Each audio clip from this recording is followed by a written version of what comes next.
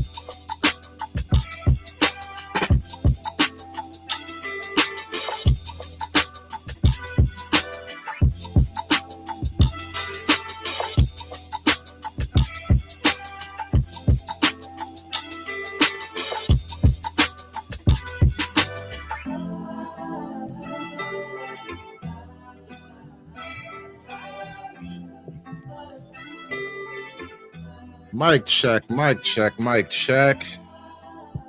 Appreciate y'all coming out again. Thank you for tuning in once more. Hit that like button for me, guys.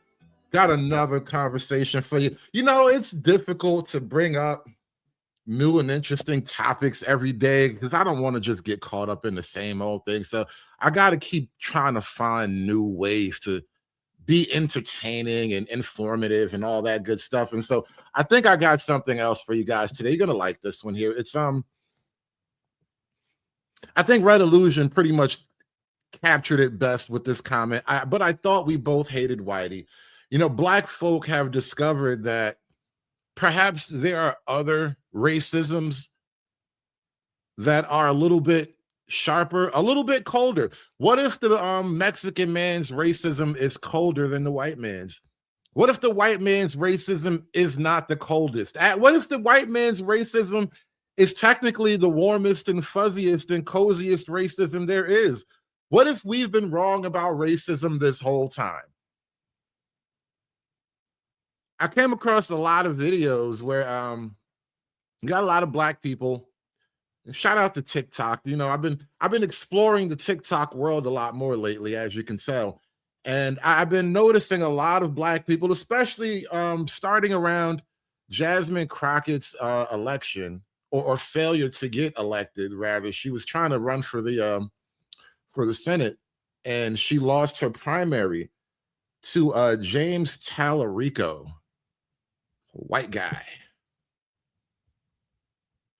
And a lot of black people basically said, I'm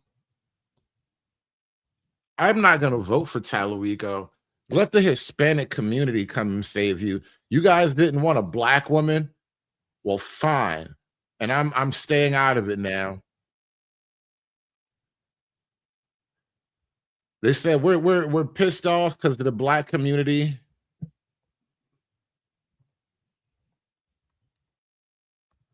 They really upset with Jasmine Crockett and how the Latino community didn't show up for Jasmine.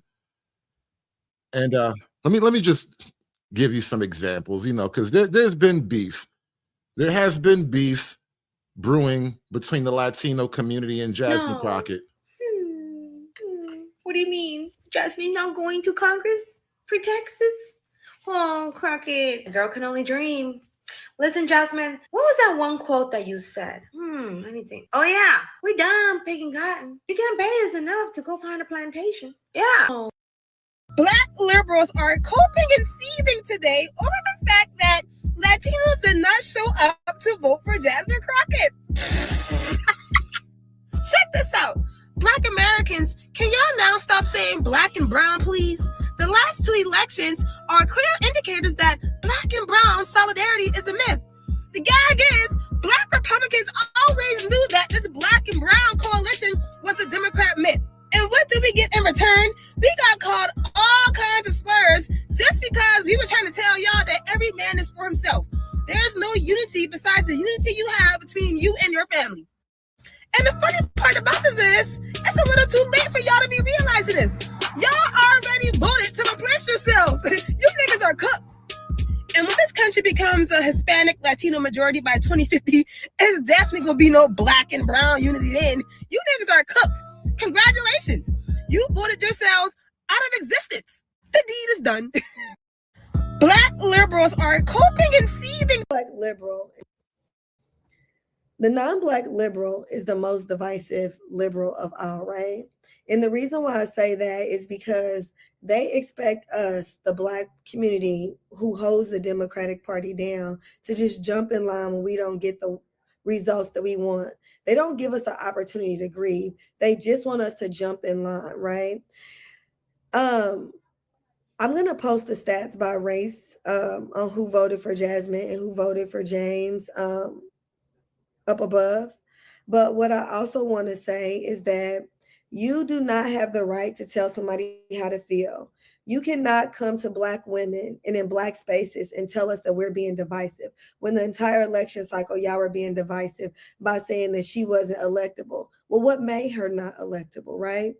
The same person that y'all say that's not electable is the same person after each committee hearing when Jasmine reads these incompetent Republicans in this current administration for filth, y'all reposting and talking about how she ate them up, right? This is the same person that y'all say isn't electable. Y'all praise her then, but you go in the booth and you vote for the white man because you felt like he was more electable. Under my comment, one of the girls said, the language is divisive, right? And I asked her, what is Tallarico's agenda for the black community? And she basically stated that he doesn't really have an agenda for the black community, but there are things that are a part of his community that will benefit the black community. And then she went to say that he's a Christian and he can probably get some evangelicals. So black women overwhelmingly vote Democratic in every election, and the white evangelical overwhelmingly votes Republican in every election. So what you're saying is that he is willing to neglect the most loyal voting base of the Democratic Party, which is the black woman, for the potential of the white evangelical. And you think he doesn't have to earn our vote? No, he has to earn our vote. Now, on election day, I posted a video that said, if Jasmine doesn't win, I'm going to vote for Tallarico, right? And the reason I'm voting for him is because if I don't vote for him, I feel like I'm no different than the people in the uncommitted movement when Kamala was running, right? So before you so quick to jump in our comments and tell us how to feel and to tell us to get in line, just sit back, listen to how we feel before you jump to conclusions, because a lot of the women that look like me that live in the state of Texas are now at a point where they want to either opt out of the midterm in Texas completely or bypass the Senate, right? Which I think is a bad idea because we'll end up with the Republican candidate. But I'm going to vote for Tallarico, but also mind your business and quit trying to tell Black people how to feel. And so it's cool. Jasmine gonna be straight. This is how politics works. You know, she won.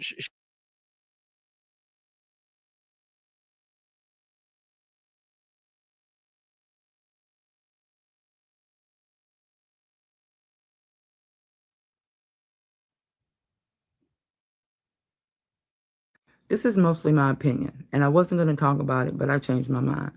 A week ago, I did a video stating that if Texas fumbles Jasmine Crockett, they will regret it, and I still believe that. And after looking at the demographics of this race, 70% of YT folks voted for James, 93% of Black folks voted for Jasmine. The demographic that made the difference were Latin folks. 62% voted for James. That's what made the difference. But even that doesn't surprise me. Some, not all, but a good portion of Latin folks, especially the lighter skinned ones, have a thing about proximity to whiteness.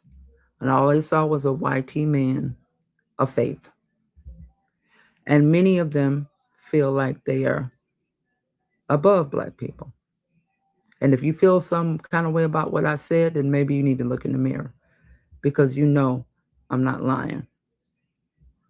It's anti-Blackness all day long. That's why when you hear me talk about racism, I never lump Black and people of color together, because we don't have the same experience.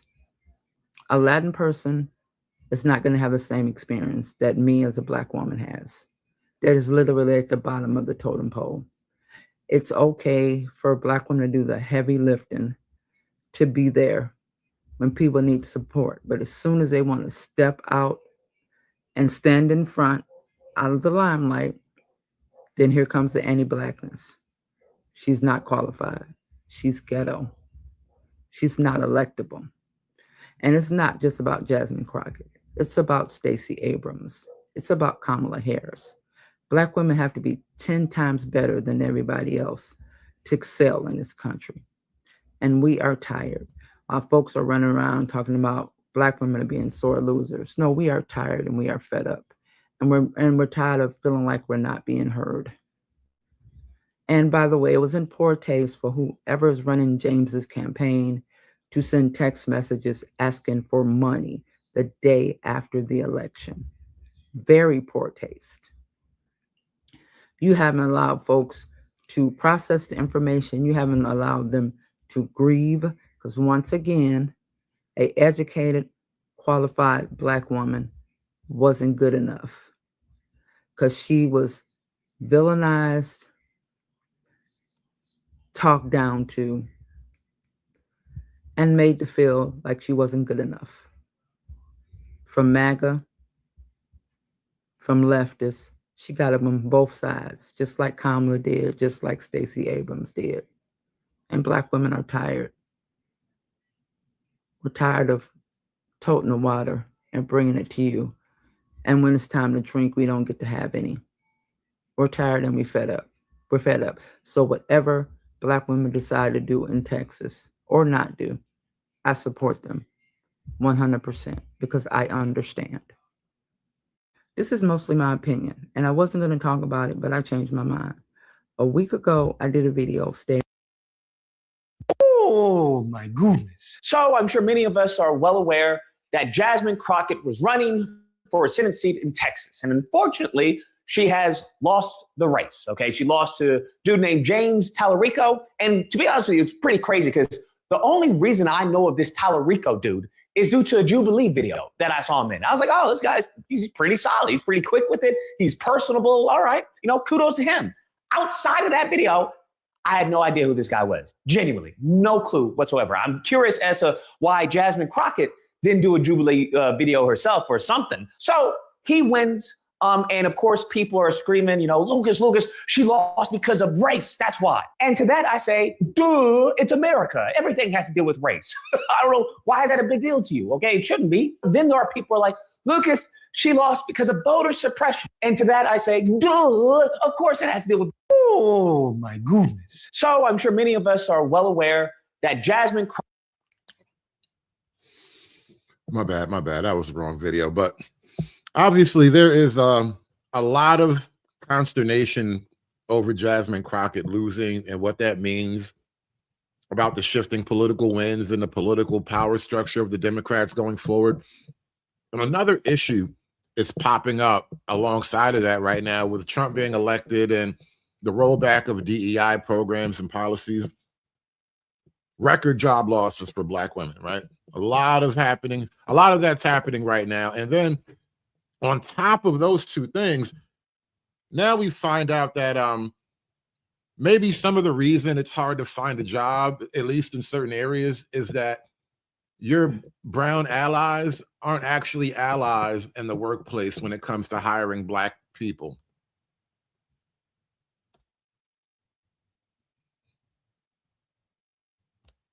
When it comes to the job market in LA or California, there's a huge discrimination issue going on with Black Americans. Employers are not willing to hire Black Americans, even if they are qualified.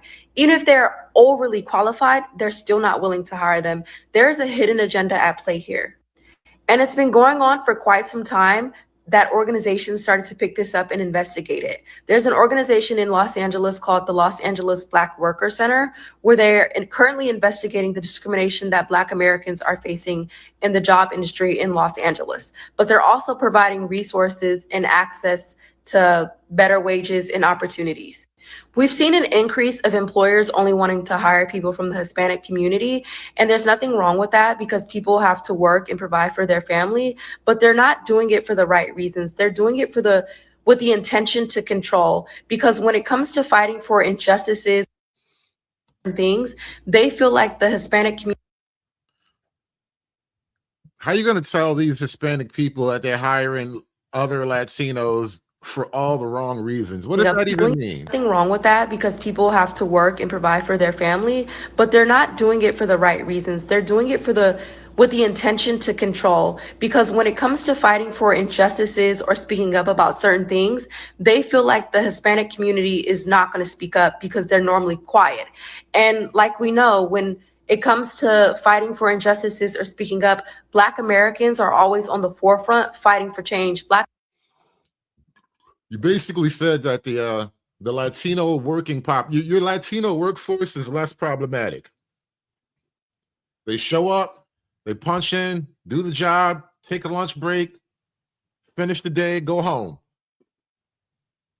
You're basically telling on yourself, though. They are just way less problematic. That is unfortunate. Americans are always the ones speaking up for everybody, fighting for change. But they feel like with the more Hispanics that they hire, it's easier to control them because some of the times they're undocumented, so they won't cause any problems. They can pay them less. They can mistreat them, disrespect them all they want. They're not going to cause any problems. And that's another issue at play. The other issue is that other people of color are not willing to speak up for Black Americans whatsoever. The only time they speak up to help Black Americans is when they see Black Americans have an advantage that they don't have. You have no allies. This is something I was bringing up when I was just on the previous panel over on Cellulite's channel. But Black folk have been on this constant attack mode against white people, white America, white culture, and all these things. And that's part of the reason why politically a lot of Black folk have been kind of cajoled into supporting immigration, because the idea is that, you know, the Rainbow Coalition, right? The coalition against whom? Every coalition has a target, has a point for why they come together. And the coalition, the Rainbow Coalition, was all these colors against white. And now this coalition is starting to choke you to death. And it's a funny kind of coalition that actually winds up choking the founder to death. It's weird how that happens. I bet you didn't see that coming. Take affirmative action, for example. When they believed that Black Americans were getting into Ivy League students based off affirmative action, when that really wasn't the case. The only time that other people of color speak up is when they see Black Americans have an advantage that they don't have. Otherwise, they are silent. It also seems like there's an issue to keep Black Americans at entry-level positions as well, and to bully them so they have a harder time moving up in the ranks. Platforms like Indeed and LinkedIn need to do a better job at regulating if these companies are really hiring or not. Because what these companies are doing are they're using LinkedIn and Indeed as a social media tool. They're posting that they're hiring and doing all these promo, paying for the promo, but it's really a marketing tool when they're really not hiring. It seems like LA or California is trying to push Black Americans out, and they're starting with the job industry.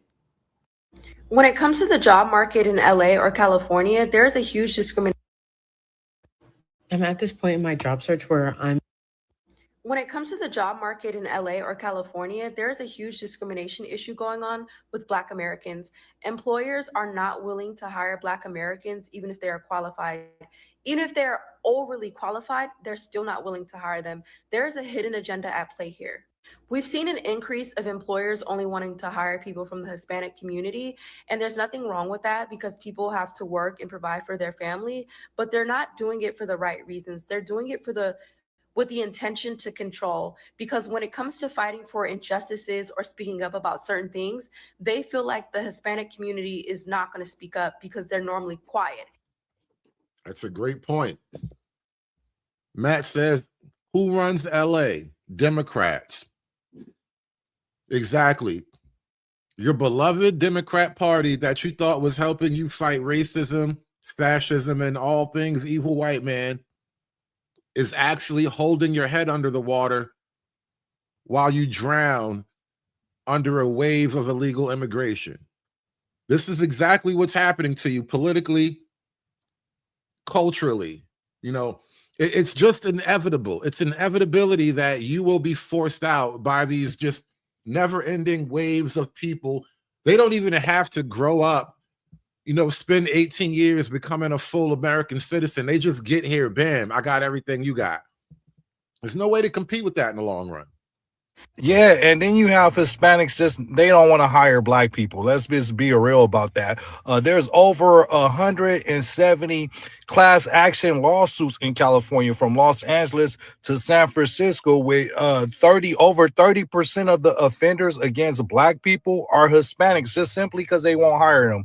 Now, this is them working at somebody else's establishment, practicing these discrimination practices, and then this is them with their own companies just refusing to hire Black people. You could just walk around Southern California, Los Angeles specifically, who's working the front office of these businesses. Go get a doctor appointment. Who's going to be in the front? Who's going to be the medical assistant? And it's not like Black Americans don't have these certificates or licenses. It's just simply that they won't hire them, right? And we could talk about the state jobs, the county jobs, the city jobs. It's just, you're just closed out of the market, period. And last time I checked, isn't a white supremacist mayor of Los Angeles, isn't that a white supremacist? Oh, it's Karen Bass. Oh, she identifies as a Black lady. And you know what? She's never going to address this issue because she don't want to mess with her Latino Hispanic fan base, who she really advocate for. When it comes to the job market in LA or California, If y'all paid attention to the way these non-Black and white leftists were speaking to Black people, specifically Black women during the 2024 election, then their defense of Zora Mandani's wife shouldn't be this shocking. These people have proven time and time again that they do not give a shit about anti-Blackness. They do not care about racism. Why? Because they themselves are anti-Black and racist. They refuse to unpack. They refuse to put in the work. They don't care. So stop trying to reason with them. Stop trying to educate them. They're MAGA adjacent. They literally just know Karl Marx. That's it. If y'all paid attention to the way these They have a trend I hear now. They're starting to call members of the Democrats blue MAGA. I don't know really why. I haven't really been able to nail down the shape of that idea yet, but they have a thing called blue MAGA. I guess it's anybody who's anti-black and Democrat. I really don't know, but a lot of black Democrats are getting butthurt about the way things are shaping up lately. I live in America, but I can't get a job in a native English speaking country because that's the only language I was raised speaking. You notice before I moved to Dallas, I thought it was diverse. It's actually very Hispanic heavy out here. Cool, understood. And most of the jobs out here want you to be bilingual. Again, understood. But I didn't grow up bilingual. I'm black. Never said I wasn't willing to learn Spanish. I just feel a little discriminated against because I can't get a job in a field that I'm pretty proficient in. I do my job well, but I don't. You have to learn a foreign language to get a job in America. Remember when they told you as a black person you had to work twice as hard to get half as much? They didn't tell you that you had to learn Spanish too. That was really what they were talking about. When they said you had to work twice as hard to get half as much as a black person, what they meant was, ¿tú hablas español? No hablo español? Lo siento, no trabajando por tú. You know, this is my little broken mutt Spanish, right? Because I'm not going to get caught up in the wave. I'm not going to have you plotting behind my back and I don't know any words, right? You're going to have to learn Spanish. As a black person, if you want to get ahead in America, you're going to have to start speaking Spanish. I don't make the rules. I'm just reading out the book. ¿Tú hablas español? Speaks, but never said I wasn't willing to learn, and they don't even offer training. And I know a little bit to get me by, but in a native English-speaking country, I can't get a job because that's the only language I speak. Make it make sense. Again, understand, majority Hispanics here, but I would never move to another country and not indulge in their native language. You got the problem all wrong. It's not their fault that they don't indulge in American culture. It's our fault for not forcing them to do what we want them to do. Because as the host country, it is your privilege and your prerogative to make people follow the rules. Only until Trump came along did you have this English as the official language. And it's not officially a law. It's like an executive order. It's like he just wrote a notepad on his presidential desk and now we have to follow a rule as long as he's in office, right? But the Democrats have been resisting that very thing. It's the Democrats who resist having English as an official language. The Democrats are the reason why when you go file for public service in any city, if you need welfare, if you need food stamps, any type of public assistance, they always ask you what languages you speak. They never assume that they're talking to an English-speaking American person, right? They always assume that you might be some foreigner. Why? Why are we giving all our free things to people who just got here and don't even really like us that much? That's the reality of it. That's what Democrats have been doing with your black vote. Look at you now. Especially if I've been here for over 15 years. I'm going to speak both languages. My native tongue, I'm never going to forget that. I was raised off of English. Let's say Brazil. I'm going to learn Portuguese, and after 2 months, I should get by. A year in Brazil, I should be fluent. I would never forget English, and I understand sometimes when you don't practice your Spanish, you forget it. But come again, I can't get a job because I speak English. Yeah. I don't know why you're shocked. That's how it is now. These is the rules now. No habla español? Oh. Either that or you got to know somebody to know somebody. Even though I'm more qualified than the people y'all know. You got to know somebody that know how to speak Spanish. That's what you got to know. You got to know somebody that habla some Espanol on your behalf, because ain't nobody going to talk to your black ass in English about this job. That's a real, like, quiet filtering process, right? For a lot of reasons, not only for reasons of just ethnic nepotism, which is real. You know, ethnic nepotism is a thing. The Indians have, like, the worst reputation out of that, as I understand. You know, Latinos probably come in third or fourth or something. But I think the Indians really have the worst reputation as far as ethnic nepotism, because they really are the people that you hear more about, like, taking over, you know, a tech industry or something like that, like really high-powered shit. So it's like they got the tech industries, the hotels, and the gas stations. Like, you can't do nothing without bumping into them. You know what I mean? So, like, there is ethnic nepotism, but you didn't see that coming when you thought We Are the World, did you? We Are the Children. Remember that? You remember that shit in the 80s? Remember back in the 80s when we were all in the recording booth together, all the different people, all the cool kids got in the booth together, and they were like, we are the world. We are the children. Remember that shit? Remember that shit? That shit sounds really gay now, doesn't it? That shit sounds really gay now, doesn't it? Because your whole childhood was fake and gay, and now you got to learn another language to get a job in the country you were born in. We are the world. But come again? I can't get a job because I speak English. Either that or you got to know somebody to know somebody. Even though I'm more qualified than the people y'all know and better at. That's why I'm getting out of fucking America. I live in America, but I. By the way, she's such a genius. Her solution is to get out of America. I hope you understand. America is the last bastion of the free world. Out of America, things are just degrees worse, right?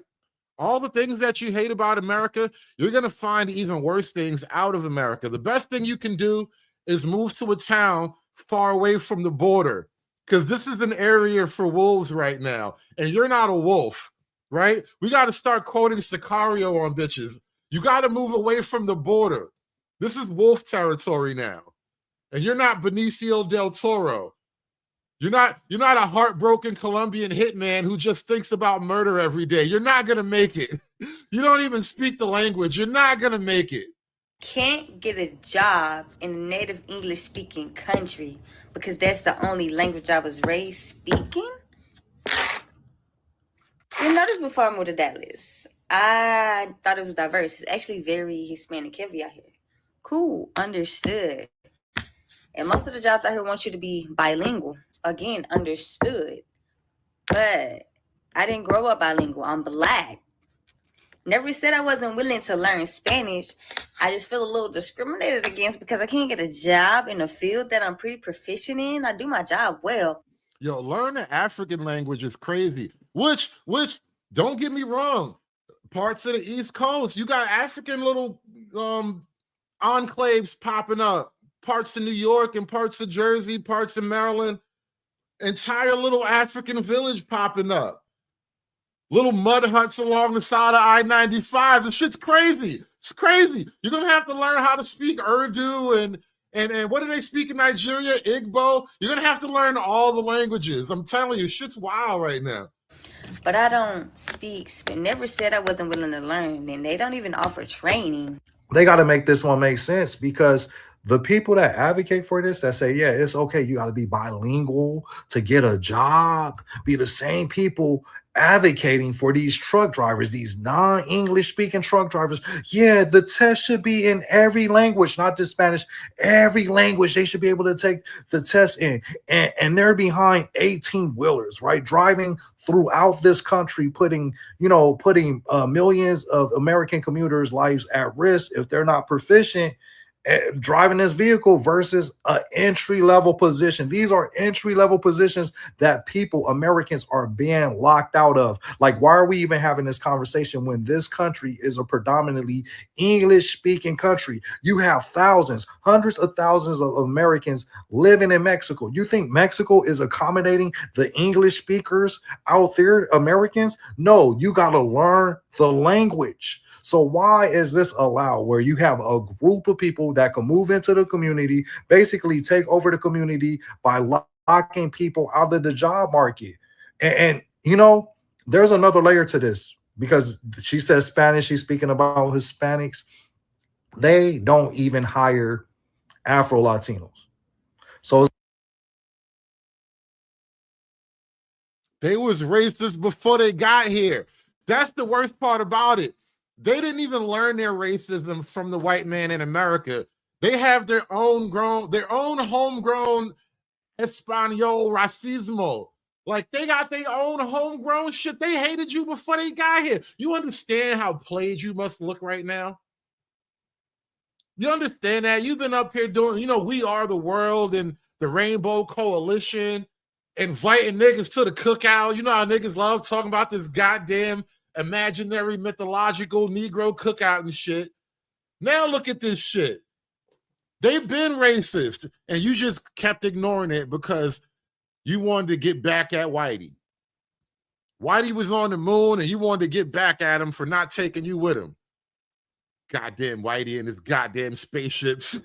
Not only them discriminating because of language, it's racism too. There's some racism going on, but this is absolute. There should be a class action lawsuit against places like this. Like, I mean, Texas. She said Texas. I live in America, but I can't get a job in a native English speaking.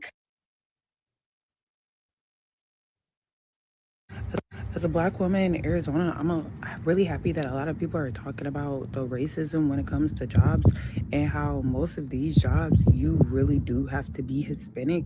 And a lot of people be thinking that racism doesn't involve in Black and brown communities. Yes, it does. There is a lot of racism that Black. Who are you gonna learn today, ain't you? You thought racism was just the white man's hobby. That's one of the funniest things about this whole wave right now. Black folk are realizing that racism is not the white man's hobby. It is a global pastime. You thought the white man was like the master racism? No. You have to go to Asia. Like, even the Latinos aren't as racist as the Asians, right? I think if you start to like racially, like if you start to rank like the depth of racism per region, like per territory or whatever, like Latin America, I think, like, first of all, I think the most racist would be the Asians, I would argue. Because like over in like China, Japan is just an ethno-nationalist country, right? So they'll put up signs. Even in Japan, I've seen signs with like a little monkey breakdancing in the middle of a train with like the circle and the bar going through it. Like, no dancing, nigga. No monkey dancing on the train. You know what I mean? I haven't heard much about Koreans, but I expect no less from Korea. You know, they're just as bright as everybody else up there. And the Chinese too. The Chinese are. I had a video on my channel. It got banned eventually because, you know, YouTube be hating. But there was a bunch of black ball players who were getting off a bus in China, and the Chinese were lined up like a diplomatic greeting party. And as they got off the bus, they had to run the gauntlet of Chinese people yelling at nigga, nigga, nigga. I'm like, are they saying niga? Is that like a Chinese word? What's niga in Chinese? Like, what's Mandarin for niga? Like, what does that mean? Like, they were really about that shit. Like, there's a racial ranking, and all I'm saying is I think white people are like the softest landing you're gonna get. That's my whole point.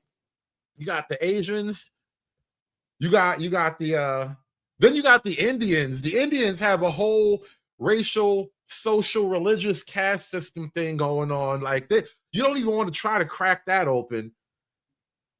The darker you are as an Indian, the closer you are to the bottom of everything in life. Like, I don't even think they let dark-skinned Indians into Indian heaven or whatever. Like, you know how, like, I think the Indians believe in reincarnation or whatever. Like, you either come back as a turd or dark-skinned Indian. Like, those are the levels of, like, separation in their culture. That's how low dark-skinned Indians are in their world. They literally call them the untouchables back in the day. Before Gandhi, I think, they had that concept, the untouchables, right? And it was a literal, practical term. Like, you were not allowed to touch them because their role in the world was to handle, like, shit and stuff like that. And so then you got, like, South America. Obviously, you know, the Latin America has its own internalized racial system. It's a soft caste. You know, it's not a locked-in, fully in place thing, but the wealthiest Latinos tend to be light-skinned, the Castilian type and all that, you know, European blood and yada, yada, yada. And then even before you get to white people, fucking Africans. Africans hate you more than the white man does. Africans see no real kinship with your ass. All that shit is to sell trinkets and tourism money. Africans don't really care about your ass. They are Nigerian before they're Black American. And they will remind you of that if you get too close, that Africans don't really fuck with you like that. And so out of everybody in the world, I think your real, true ethnic friend in this country are the white people in this country. That's all I'm saying. If you really had to rank all the other people, everybody is flat out, you know, they got their own racist thing. The Africans are just race grifting you. The Africans are hitting you with the buddy hustle because I look like you and you look like me and shit. They like, oh, same. Like, nah, nigga. The only real allies you have in this country are the white people in this country. Hell, the racists in this country have more respect for you than most of these other ethnicities. Because the racists ain't really trying to take your shit from you. They just want to keep their shit to themselves. It's these other people that want to take your number 2 headband. It's always Afro Samurai. It's always Afro Samurai. It's never going to be anything but that. You have the number 2 headband, and in order to get to the number 1, they got to chop your shit off first, bro. That's how it is. That's why you have to learn a whole nother goddamn language to get a job as a Black woman in Arizona. I'm really happy that a lot of people are talking about the racism when it comes to jobs and how most of these jobs you really do have to be Hispanic. And a lot of people be thinking that racism doesn't involve in Black and brown communities. Yes, it does. There is a lot of racism that Black people face here in Arizona, especially Black women. Like, half of these jobs, y'all probably don't even know. Half of these jobs you can't even apply to if you're not even bilingual. As a Black woman in Arizona, shout out to my man West with the 5 ball. Please like, share, and subscribe. Smash that super chat button for me, y'all. I need that money. My man West says, I remember when Black people laughed at white people complaining about Press 2 for Spanish. And now we are mad at our own short sightings. Bruh. It's really that simple. You've been vain and short-sighted. You know that phrase, bite off your nose to spite your face? That's basically what Black people are dealing with right now, politically and socially. Jasmine Crockett losing to Talrico was like the ringing of a bell. That was a signal, like the changing of the guard has come. And now you just have to kind of accept where the the cookies were going to have to fall where they may, wherever the cookie crumbles now, because in a lot of ways, Black culture, Black America is way too far behind the 8 ball to put up any real active, strong resistance. So all you can do is kind of like lock in, defend the territory that you got, and work on growing, where you are. Because right now, you're going to take a lot of losses on the front end. You're going to take a lot of losses on the front end for the foreseeable future. Because this wave of Latino immigration, and it's not just Latino, but that's the main part of it, it's going to overwhelm the whole country. And Black folk are going to be on the front line of that. California racism is what people think Southern racism is. Do not let the progressive values fool you. Don't let right to abortion and all these other rights confuse you. And the crazy thing is, the racism is coming from non-white people. Like the racism that most Black Americans experience. Look at that. The crazy thing. Black people are literally blindsided by non-white racism. Been hoodwinked, been bamboozled. You got caught with a non-white left hook. You expected all the punches to be coming from the white man. You thought that whip was gonna have a white man's hand on it. Nope. Nope. Sometimes it's yellow. Sometimes it's a foreign shade of brown. It's like a poo shade of brown. Sometimes it's chorizo colored. Sometimes it look a little bit like chorizo. You know, you never know. You never know. You thought it was going to be a white man's foot in that boot on your neck. Nope, it's not the white man's foot in that boot. It's a whole other nigga. A whole other type of foreign nigga. Look at you. You was unprepared. People think Southern racism is. Do not let the progressive values fool you. Don't let right to abortion and all these other rights confuse you. And the crazy thing is, the racism is coming from non-white people. Like the racism that most Black Americans experience in California comes from non-white people.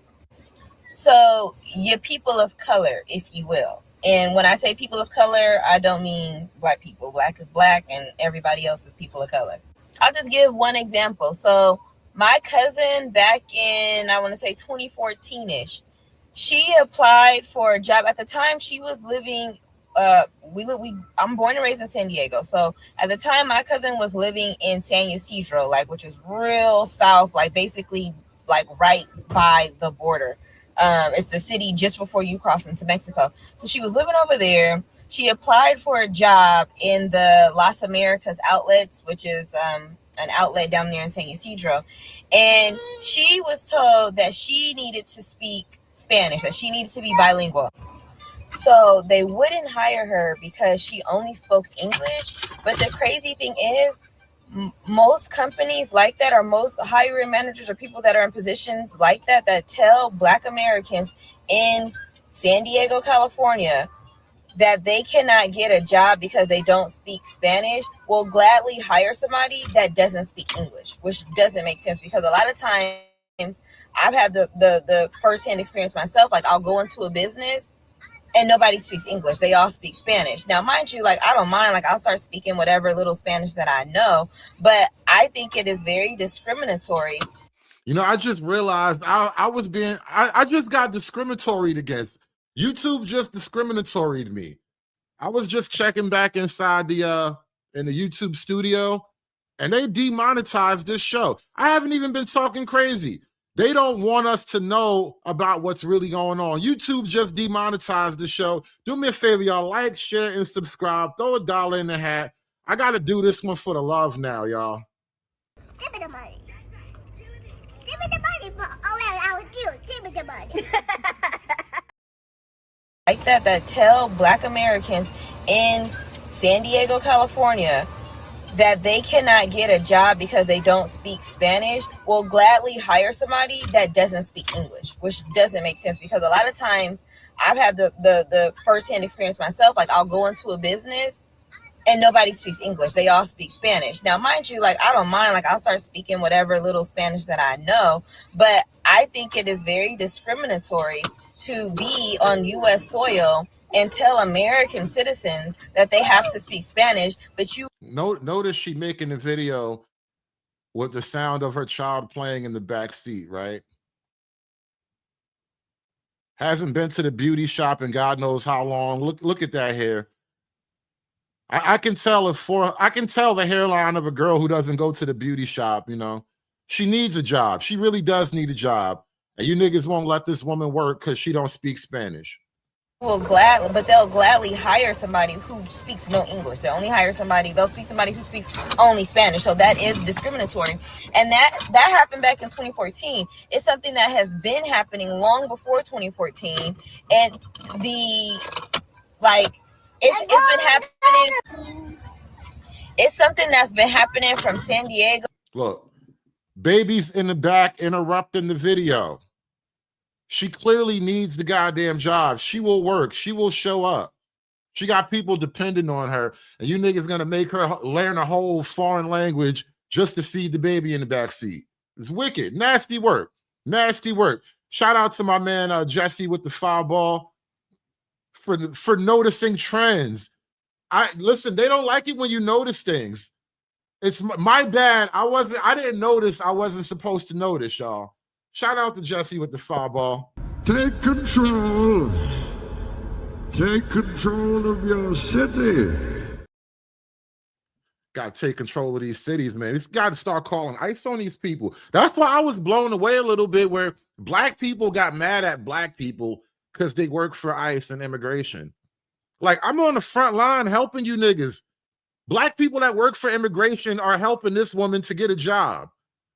The help just ain't trickled down to her yet. We got to deport more people. LA and all the way up. But it's something that's been going on for a long time, and it's still happening now. And I live in the Missouri for a little bit, and I live in Florida. Okay, and when I say that the amount of racism that I've experienced in my lifetime, I've experienced more racist encounters in California from non-white people, particularly, I'm gonna keep it a buck, particularly from Hispanic Latino people. No, not the Hispanic Latino. No, I'm shocked. She said, in particularly, the Hispanic Latino. No, those were our main allies. Those were our number 2 amigos, our numero uno amigos. That's what they told us. That's what we were told during election season when Trump was like, we got to get all these. Remember, he said when they're not sending their best, and all the Democrats were like, no, you can't do that. You can't say that. You told me that these people were our numero uno amigos, amigos más grandes. That's what you told me. You told me that we were amigos más grandes. But here I find out that's not really true. Non-white in California from non-white people, particularly, I'm going to keep it a buck, particularly from Hispanic Latino people. I've experienced more racism from them. I've been called the N-word with a hard R from more Latinos, Hispanic people in California than I've ever experienced living in Florida. You know how racist a Mexican has to be to use the hard R? Like, they don't even use hard R's in most of their language. They go, rrr. They're supposed to be like, nigga. They actually pervert their own cultural customs to call you a proper nigger with a hard R. That's how about it they really are about this life. That's how much they mean that shit. Because, you know, in Latin, in Hispanic language, you typically roll your R's. You know, your perro, perito.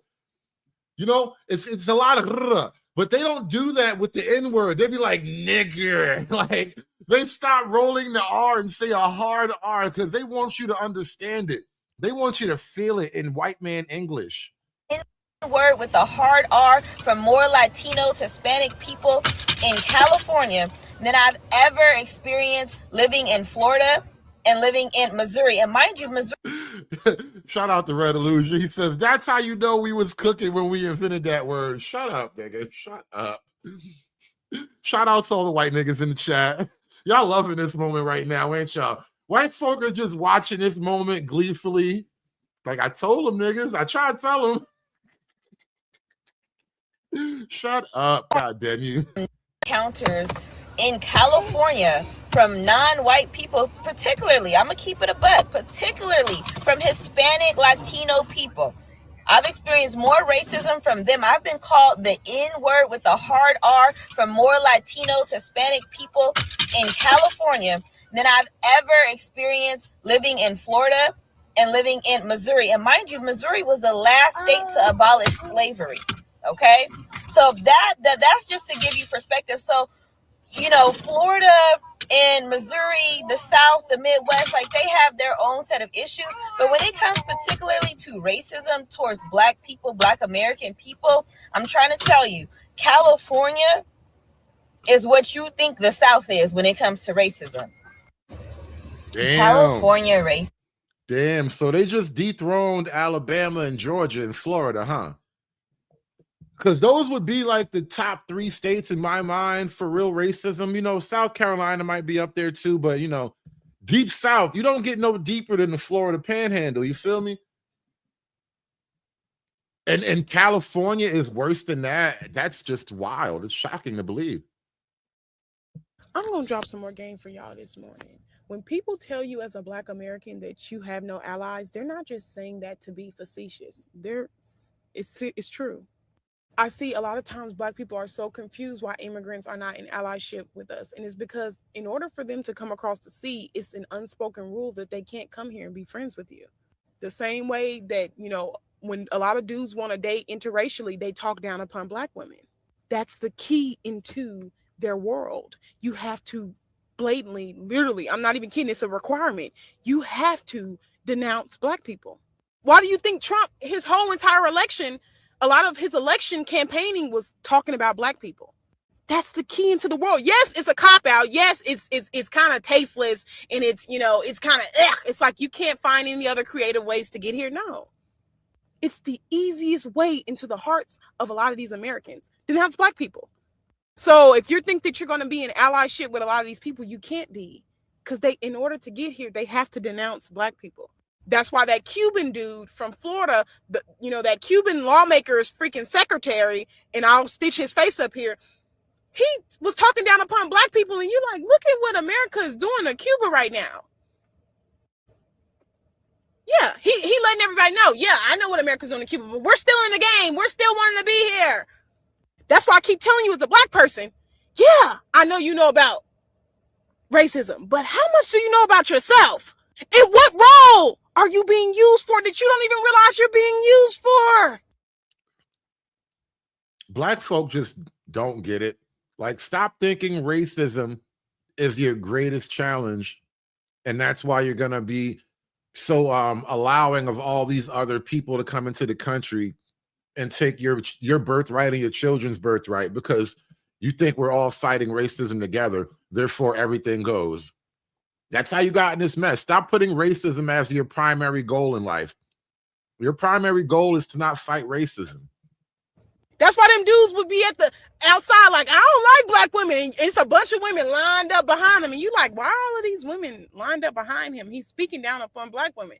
That's the requirement. That's the key to my heart.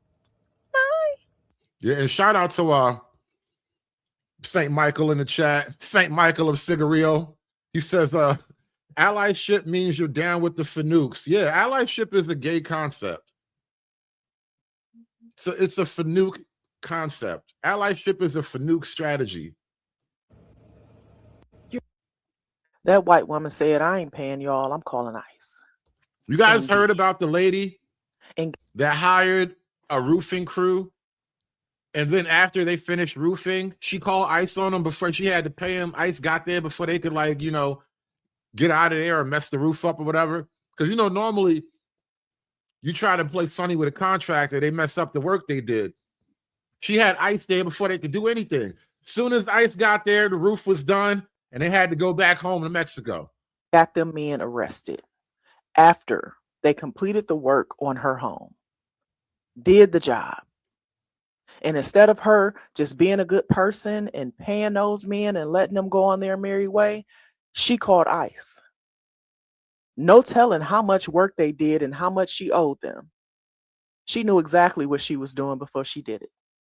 But see, the thing about it is the people that she called ICE on trusted her. They always do. Y'all are on their side, but you don't realize that they are not on your side. The only time they're on your side is when it's someone who looks like me in the middle. they'll pick you then. But as soon as I'm gone, they're not picking you. It's always that way. It's always going to be that way. And I'm not saying that all white people are just this way, but it's very hard to decipher who is who. Clearly, she doesn't understand that white woman is on her side.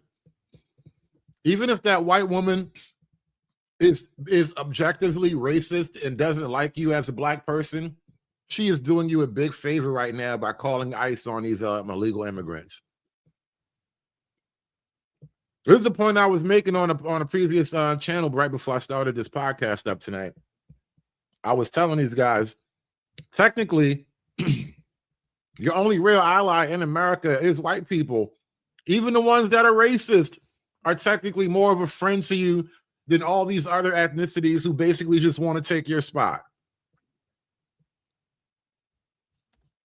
Because you never know. And then they'll smile in your face for a moment, be happy and jolly and glad you're around. And as soon as you turn your back, that switch is flipped. They're showing their true colors.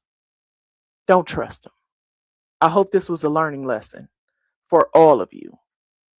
I'm sorry to admit this, but I believe white people are the most ruthless, evil, heartless people ever, because this white lady hired this Hispanic-owned company. Look, this is why we're losing, by the way. This is why we're losing.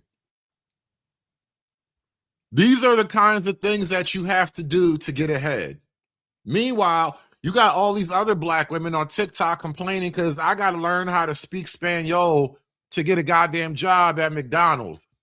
I got to learn how to speak Spanish to work at fucking Kohl's. Nobody needs to learn how to speak Spanish to fold linen and pants and shit. To come out and remodel some things on her house. And after they was done, y'all, instead of her paying them for their service, she called ICE on them. That really pissed me off so bad, because they was good enough for you to let them work on your house. But instead of you paying them, you say, you know what, I'm going to call ICE on them. I don't like to wish bad on people because I'm really a child of God. But at the same time, that really hurted my heart that somebody would go to those extreme levels to do some evil stuff like that. And this happened in Maryland. This is why historically we never put women in charge of security. This is why, you don't really let a lot of chicks patrol the border. They're just going to feel bad for somebody one day. And then, it's all downhill from there.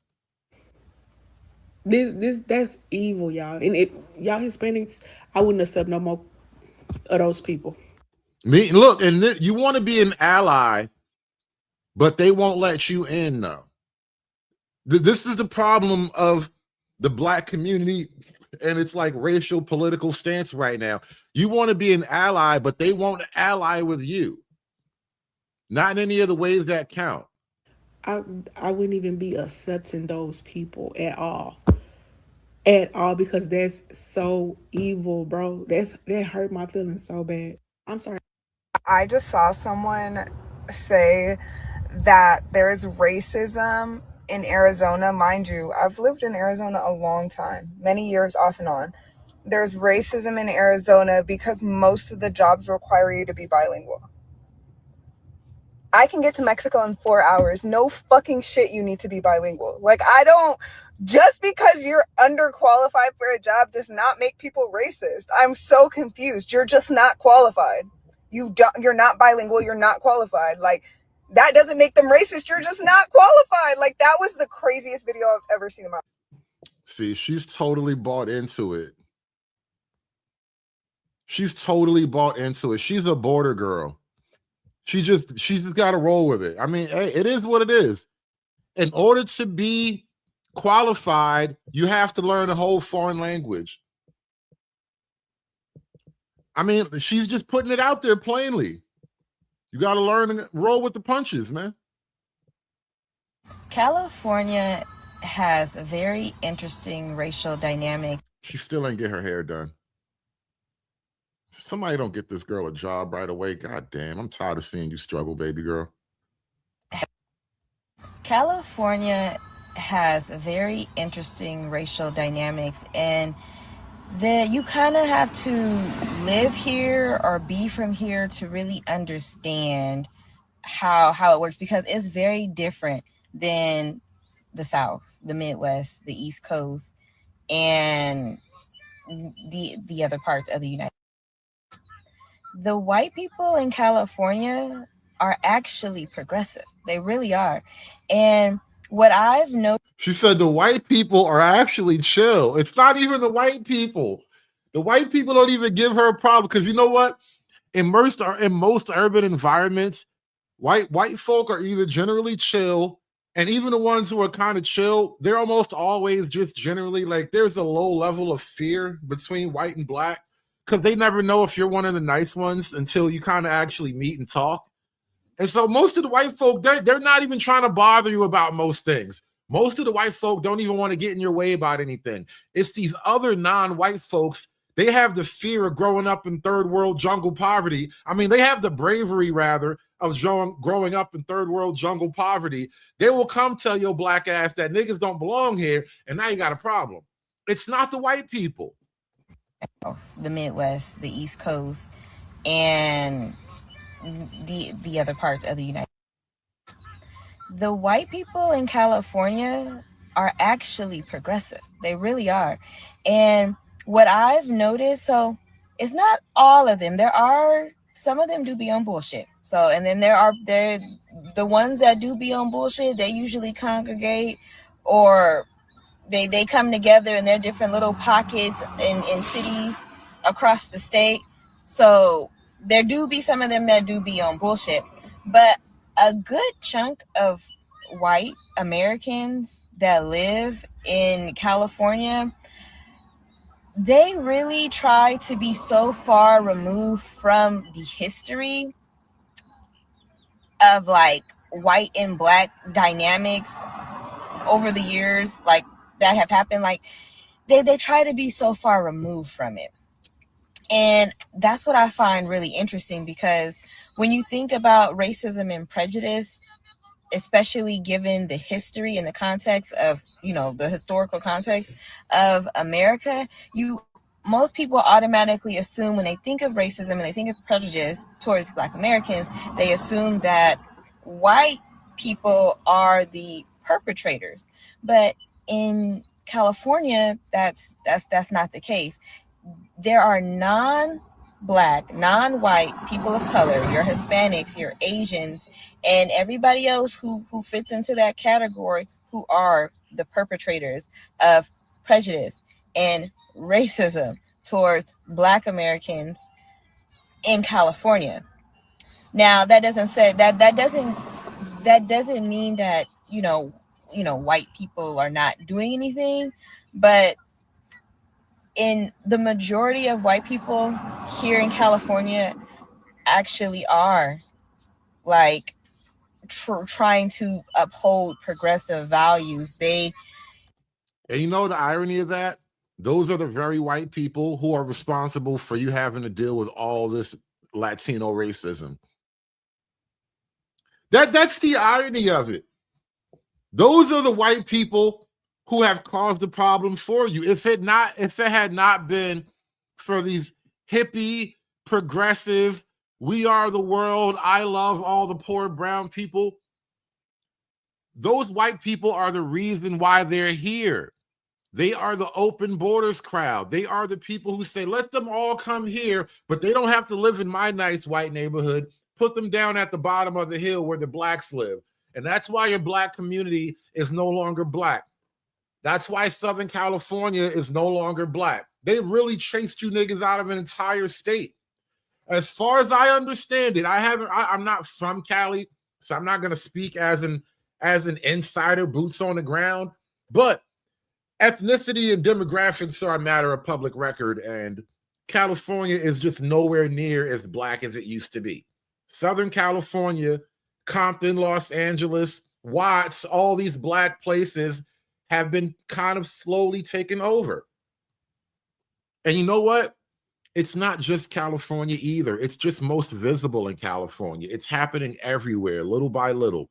block by block, job by job. It's very interesting. It's not what you expect. While the non-black, non-white people of color are they're cosplaying as if they are white Southerners from the antebellum South. That's what's happening in California. California has very interesting racial dynamics. Racism today looks a lot different than it did 40 or 50 years ago, right? The racism that our grandparents experienced, that our parents experienced, is different from the one we experience today. The system is still racist, but the way it operates has changed. It's not as explicit, it's softer, it's quieter. And in his book, Racism Without Racists, sociologist Eduardo Bonilla Silva explains how this shift happened. We're looking at chapter 3 now. By the way, I'm Dr. Esther Trujillo. Is she trying to cop out and say it's racism without racist? What does that even mean? It's not as explicit, it's softer, it's quieter. And in his book, Racism Without Racists, sociologist Eduardo Bonilla Silva explains how it's like they're trying to say only white people can be racist, but I'm still going to do racism things. How this shift happened. We're looking at chapter 3 now. By the way, I'm Dr. Esther Trujillo, and I post about Latinos in the U.S. from an academic perspective. So come along if you're interested in the topic we've been covering on my TikTok, which is Latinos and Anti-Black Racism. So this is what Bonilla Silva means in chapter 3. Back in the day, racism was loud. It was explicit. There were signs that said whites only. Today, most people would never say things like that out loud. Instead, racism shows up through systems, practices, and policies that maintain inequality without the mention of race at all.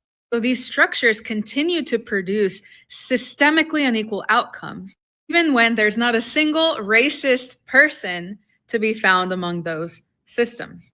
For my Latinos watching, that includes me and you, because we can be perpetrators as well as receivers of racism. When inequality shows up today, it's often discussed in terms of individual shortcoming. Maybe an individual made bad choices, and that's why they're in the position that they're in today, and not because of systemic issues. Systemic racism doesn't rely on individuals to espouse hateful terminologies or ideas anymore. It only requires them to blindly support the systems that uphold inequality and continue to reproduce inequities. And in chapter 3, Bonilla Silva tells us prior to the end of Jim Crow, racism was explicit, and then afterwards it became more quiet. So this new racism instead relies on people aligned with white supremacy to be the ones who do the policing. This type of racism often whispers, right? As is the case with microaggressions, which there are many types of. I'll do a video on it soon. But new racism can sometimes also be loud. Folks that are aligned with white supremacy will often take it upon themselves to enforce the rules and mores of white supremacist society.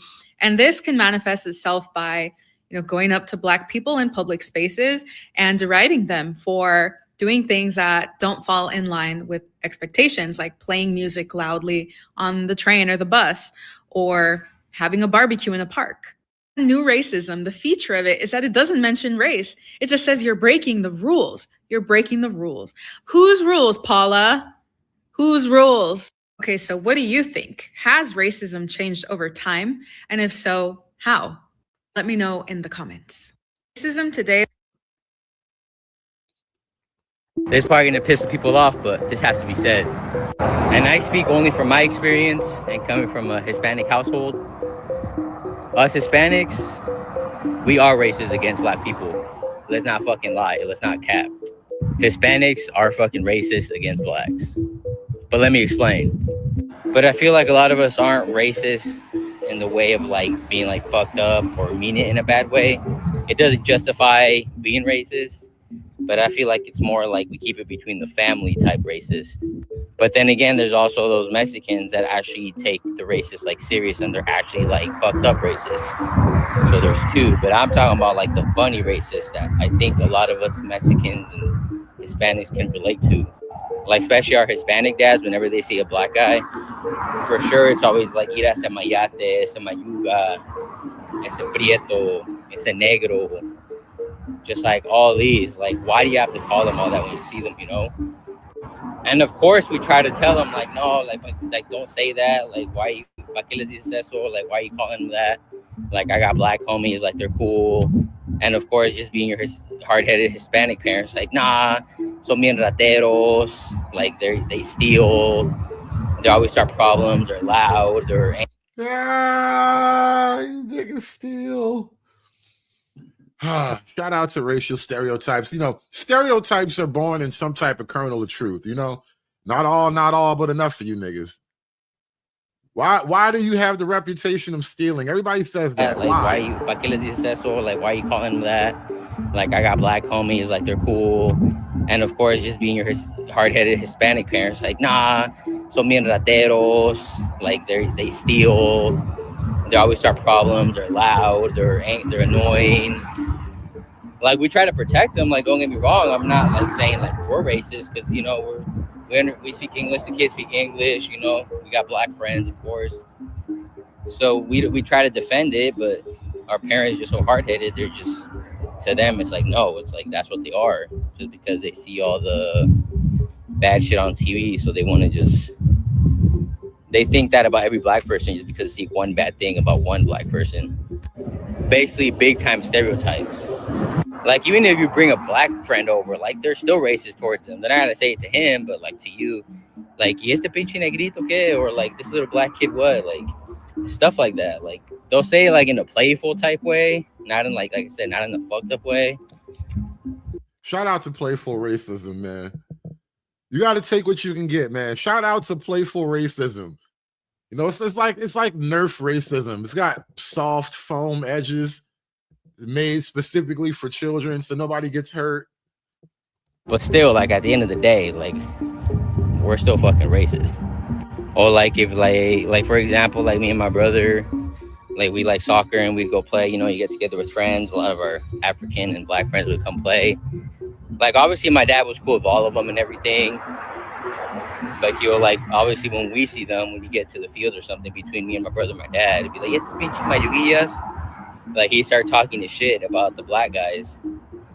In a funny way, like, he's just being funny, but still, like, it's always about the black dudes, like, talking shit about them. Like these little fucking black kids, like just spitting the shit like that, you know? But when it comes to, like, girls dating black dudes, oh, yeah, I feel like that's the big fucking issue. Like, the world ends. Like, everybody's racist against black men's dicks, y'all. That is the one racism that is universal. Every race, every culture, every ethnicity, even Africans, they hate black American men's dicks. Everybody does. That is the one commonality, the universal racism. They all can't stand niggas' dicks, bro. It's just a thing. It's just the thing that nothing will get you hung and strung up faster than poking your dick where it don't belong. Like, it's always about the black dudes, like, talking shit about them. Like these little fucking black kids, like just spitting the shit like that, you know? But when it comes to, like, girls dating black dudes, oh, yeah, I feel like that's the big fucking issue. Like, the world ends. Like, I feel like that just really brings out the racists and Latinos. I don't know why. Like, now that I'm older, like, why do you guys get so mad just because a black guy dates a Mexican girl, your daughter? Like, why? Just because he's black? That's all it takes, bro.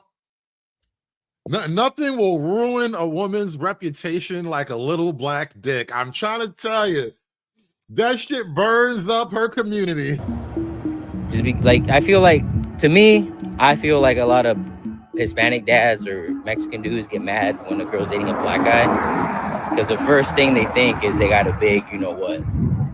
But I'm like, why? Like, because every stereotype has a kernel of truth in it. God damn it, everyone. Not all, but enough for you niggas, all right? Not all, but enough for you niggas. All I'm saying is there is nothing as racially threatening as a big black dick. Everybody in the world, that's their number one fear. It's like a fear and a fetish at the same time. That's why they put that shit in all the adult movies. It's always like Mandingo takes your young woman. Everywhere around the world, there's some Mandingo slinging dick and making a movie about it. It's a thing. I'm telling you, it's just the way it is. that I'm older, like, why do you guys get so mad just because a black guy dates a Mexican girl, your daughter? Like, why? Just because he's black? Yes, Miss Cantrell.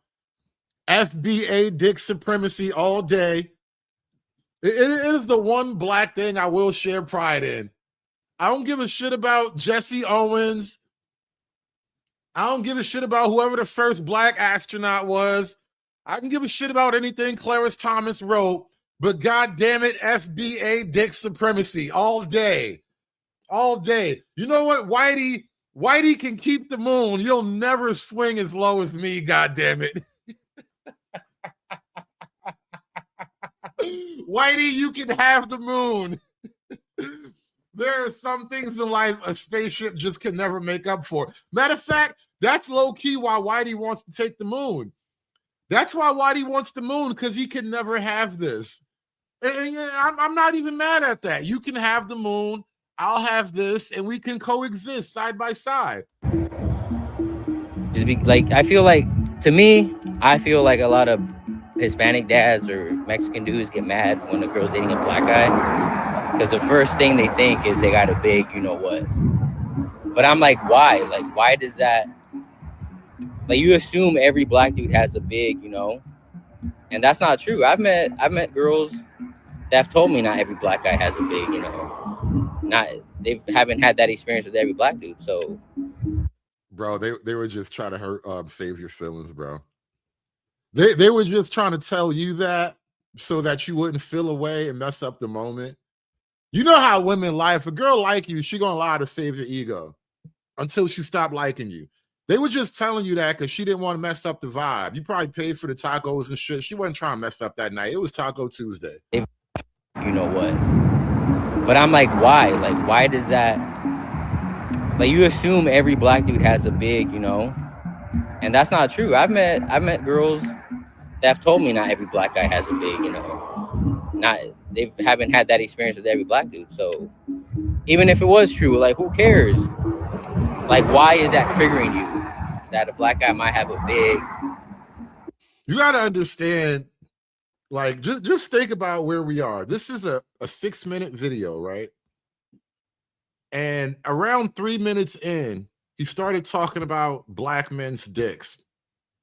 And all of this in the context of Latino racism.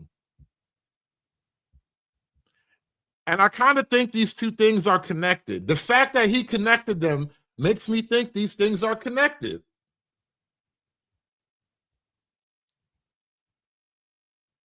I'm just saying, like, maybe there's a thing, you know, we don't have all the things, but we have some of the things.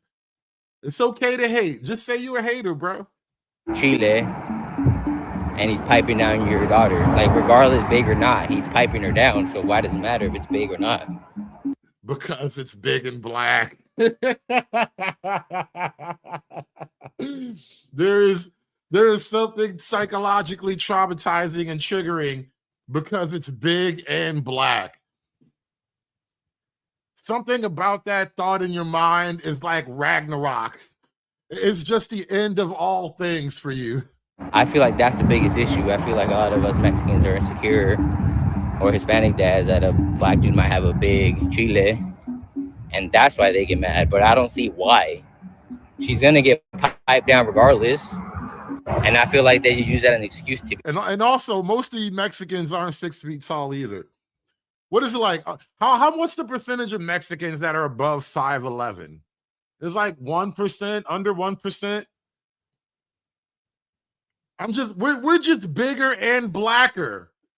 And in a lot of ways, it's not always a disadvantage. Sometimes it helps to be bigger and blacker. You just got to learn to swing that shit right. Even more racist towards black guys. But I feel like all this racist shit needs to stop, and getting mad because your daughter is just dating a black guy, and like, I feel like all this shit should stop. I'm not gonna lie, I thought it was funny when I was younger.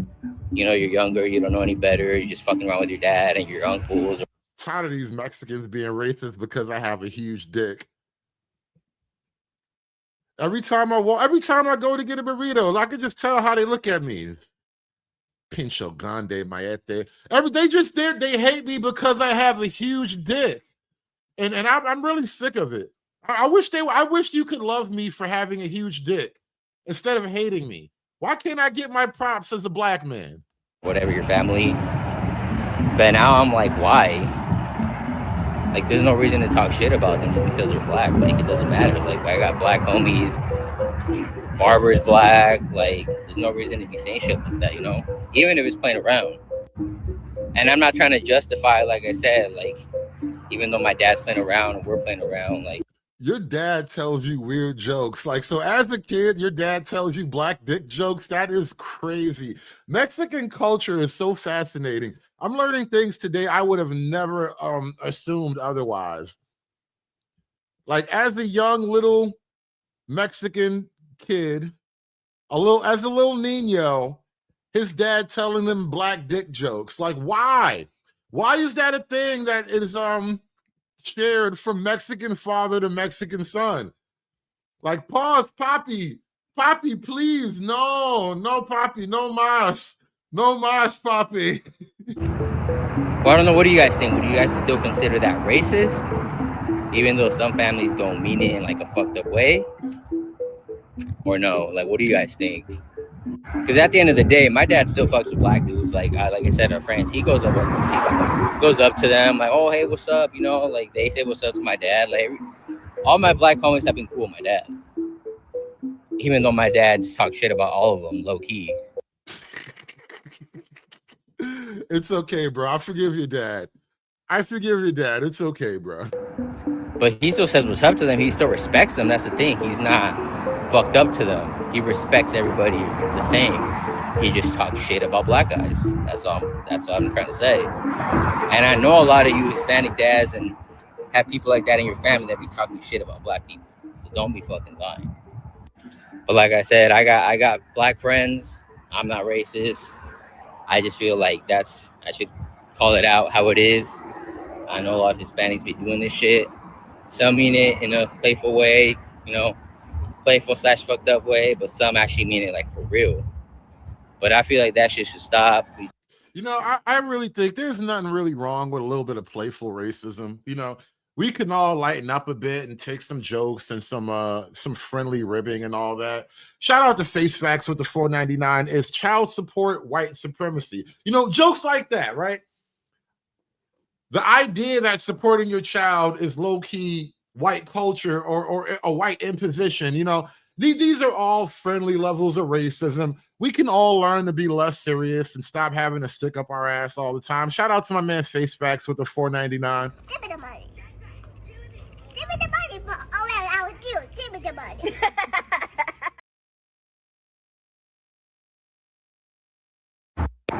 I know a lot of Hispanics be doing this shit. Some mean it in a playful way, you know, playful/fucked up way, but some actually mean it like for real. But I feel like that shit should stop. We need to unite. We need to be cool. Stop stereotyping. But like I said, some of our parents are just too hard-headed. They're not going to get it. But what do you guys think about this? You guys go through this? Your fam like that? Let me know. Racism in the Latino community is absolutely horrendous. When I was a sophomore in high school, I was introduced to this Salvadorian girl by one of my friends. The school that I went to for a short period of time, it was predominantly Black, Hispanic, and Latino, with Hispanic and Latino being the majority. When I first met her, she had long brown hair, big brown eyes, and red rosy cheeks. I took a liking to her. We're heading into winter break, and we decided to get to know each other during that time. We talked pretty much every day. We went on a few dates. It was a great experience. During this time, we were sharing so much about each other's culture. She was telling me all about El Salvador and Salvadoran culture, and I was telling her more about Black culture that she didn't know about. Despite our different races and backgrounds and how heavily divided our school was, we still had a good relationship. After winter break, her and I decided that in the future, we were going to keep our relationship on the down low. Only close friends will know about our relationship. At the time, I did not understand why we even did this in the first place. Why is it such a problem and a nuisance to keep our relationship a secret from everybody else? What's also strange to me is her family allows her to be in a relationship. However, she also wanted to keep that from her parents as well. Like I said, I didn't understand why, but I went along with it anyway. At this time, this was one of the most healthiest relationships I've ever been in because she genuinely cared about me and my well-being, and the connection was astronomical. A few months that felt like days has passed, and then the worst has finally come. Our relationship has spread it all across the school, and in the beginning, people responded with positive feedback. Until the next day, an abundant amount of Hispanic and Latinos in the community was very displeased and unsatisfied with my relationship with her. Has anybody ever been the secret Black boyfriend? Has any woman in the chat ever had a secret Black boyfriend? I'm curious. Miss Cantrell, have you ever had a secret Black boyfriend? I'm curious. How common is that? You know, because this is like a Romeo, Juliet, you know, kids from the wrong side of the tracks type of thing. He was apparently the secret Black boyfriend, and he didn't even realize it right away. She kept getting threats of comments of people saying that she should not be dating a Black man. He is Black. You should not be dating her. You should be dating an Hispanic man. You should be dating a Latino man. At the time, she did the best she could to fight for me, her, and our relationship. However, in the end, she was suffering from too much mental and emotional pain. Eventually, some people in the Latino community went out of their way to contact her mother to tell her that she is dating a Black man. As it turns out, despite her wanting to be in a relationship with me, her family was very racist and discriminative towards Black people. Her family was comparing me to Black stereotypes, ghetto, hood rat. Oh, that's another one. Has anyone in the chat had a secret Black girlfriend? Has any one of you ladies ever been the secret Black girlfriend? Secret Keisha, yeah, that's who I am. Anybody ever been the secret Black Keisha? Thief made some other comments like Black people are beneath us, they are third rate, you shouldn't be stooping so low to date someone like that. Apparently, a lot of the people in the Latino community who showed disinterest in our relationship thought and felt the same way, but more on colorism. My skin complexion was a threat and a problem to them because they did not like me dating another Latino woman. There were some other Latino men who was very jealous of the fact that I was dating someone like her. With all due respect, she is very attractive, especially with the school that we went to. Her and I was forced to break up and we discontinued our relationship. But unfortunately, it gets worse. There was these two Latino men who was very angry of the fact that I was dating her to begin with, and they wanted to fight me. At the time, I lacked combat skills and experience, and these two Latino guys who wanted to This nigga said I lacked combat skills. I have never heard a Black man say something so white in my life. Just tell me that you got jumped by some Mexicans because you was dating an El Salvadorian chick, bro.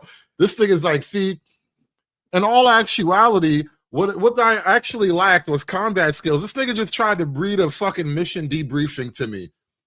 I lacked combat skills. No, you didn't. You don't know how to fight, nigga. Combat skills are what you use in the jungle when you've been dropped out of a plane at 20,000 feet. That's when you need combat skills. You don't need combat skills to date a Mexican while you're in middle school, bro. No, this is not manga talk. Exactly. Manga talk. You lack combat skills. Ah, this nigga killed me. I can tell listening to him. He's like a lefty nerd type of dude. He's definitely educated lame material. But you killed me when you said combat skills. And your nappy little box fade is killing me. A nigga with a nappy box fade needs to develop combat skills. I feel like the Black community let him down. You should have been beating his ass long enough that no Mexicans could have ever got the drop on him. This nigga got a nappy-headed box spade, and Black people didn't prepare this nigga for the world. That is a community failure. We were supposed to bully this nigga properly so he can't get bullied by some little 5-foot Mexicans or whatever the hell they were. El Salvadorians. El Salvadorians are probably littler than Mexicans. How you get beat up by niggas littler than Mexicans, bro? This is a shame on Black people everywhere. This is why you have to bully your kids so they can go out into the world prepared for real shit. Relationship.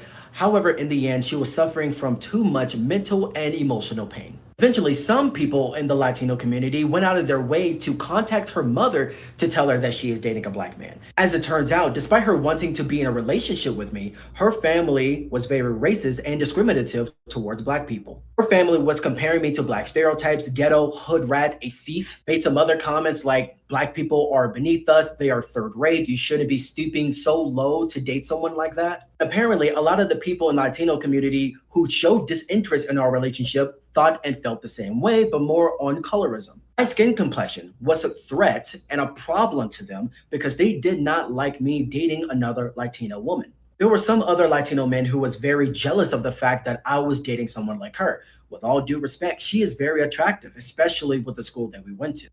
You took one of the few baddies that they had and you didn't know how to fight. This is why thugs get the girls, by the way. Because if you're going to take one of their baddies, you might have to be okay with plugging a nigga every now and then. Listen, man, the price of a baddie sometimes is death, all right? I'm not saying I'm about to die for this bitch, but somebody is. That's the price of a baddie. Her and I was forced to break up and we discontinued our relationship. But unfortunately, it gets worse. There was these two Latina men who was very angry of the fact that I was dating her to begin with, and they wanted to fight me. At the time, I lacked combat skills and experience, and these two Latino guys who wanted to fight me were boxers. I was put at a major disadvantage, but despite this, I didn't really have a choice because there was honor and pride on the line. Despite me knowing for an absolute fact that I couldn't win against these two massive boxers. Massive, bro? How big were they? They were Salvadorian, bro. How big were they? What do you even mean massive? Come on, stop capping. They were both your height, skinnier than you, and you just couldn't deal with it. It was two of them. Just say it was two of them. All you had to do is say it was two of them. That's enough for me. You're like, no, bro.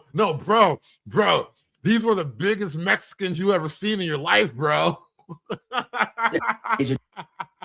Stop lying. A problem to them because they did not like me dating another Latina woman. There were some other Latino men who was very jealous of the fact that I was dating someone like her. With all due respect, she is very attractive, especially with the school that we went to. Her and I was forced to break up and we discontinued our relationship. But unfortunately, it gets worse. There was these two Latina men who was very angry of the fact that I was dating her to begin with, and they wanted to fight me. At the time, I lacked combat skills and experience, and these two Latino guys who wanted to fight me were boxers. I was put at a major disadvantage, but despite this, I didn't really have a choice because there was honor and pride on the line. Despite me knowing for an absolute fact that I couldn't win against these two massive boxers, I still showed up anyway. And I fought, I got my ass beat. You get points for showing up. Good for you. I'm not going to clown you because you took the L. I'm clowning you because how you described the L. You described the L like it was an anime fight. This nigga had his Dragon Ball Z showdown. Nigga was throwing spirit bombs and KO kids. He was pulling every maneuver he could think of. And his shit just wasn't working against the good stiff Mexican jab.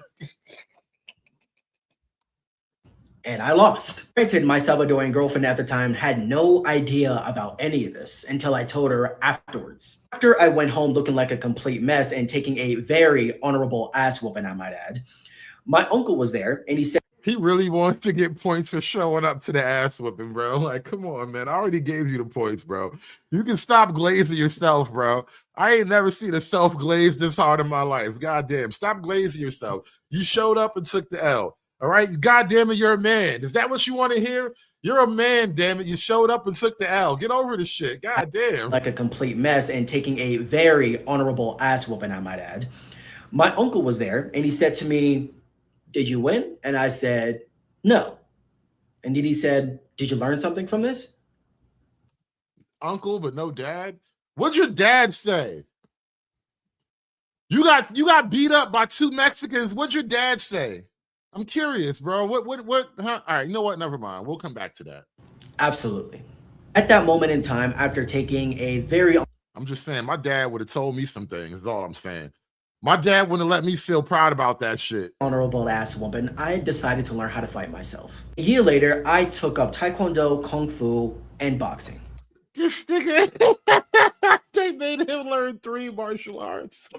This is how powerful Latino racism is. The nigga learned 3 combat skills. You understand the beating he had to take to learn 3 combat skills? There was only 2 of them, bro. Why you had to learn 3 different combat skills? There was only 2 different Mexicans. What the hell did they do to you, my nigga? God damn. This is really, I blame your absentee father now.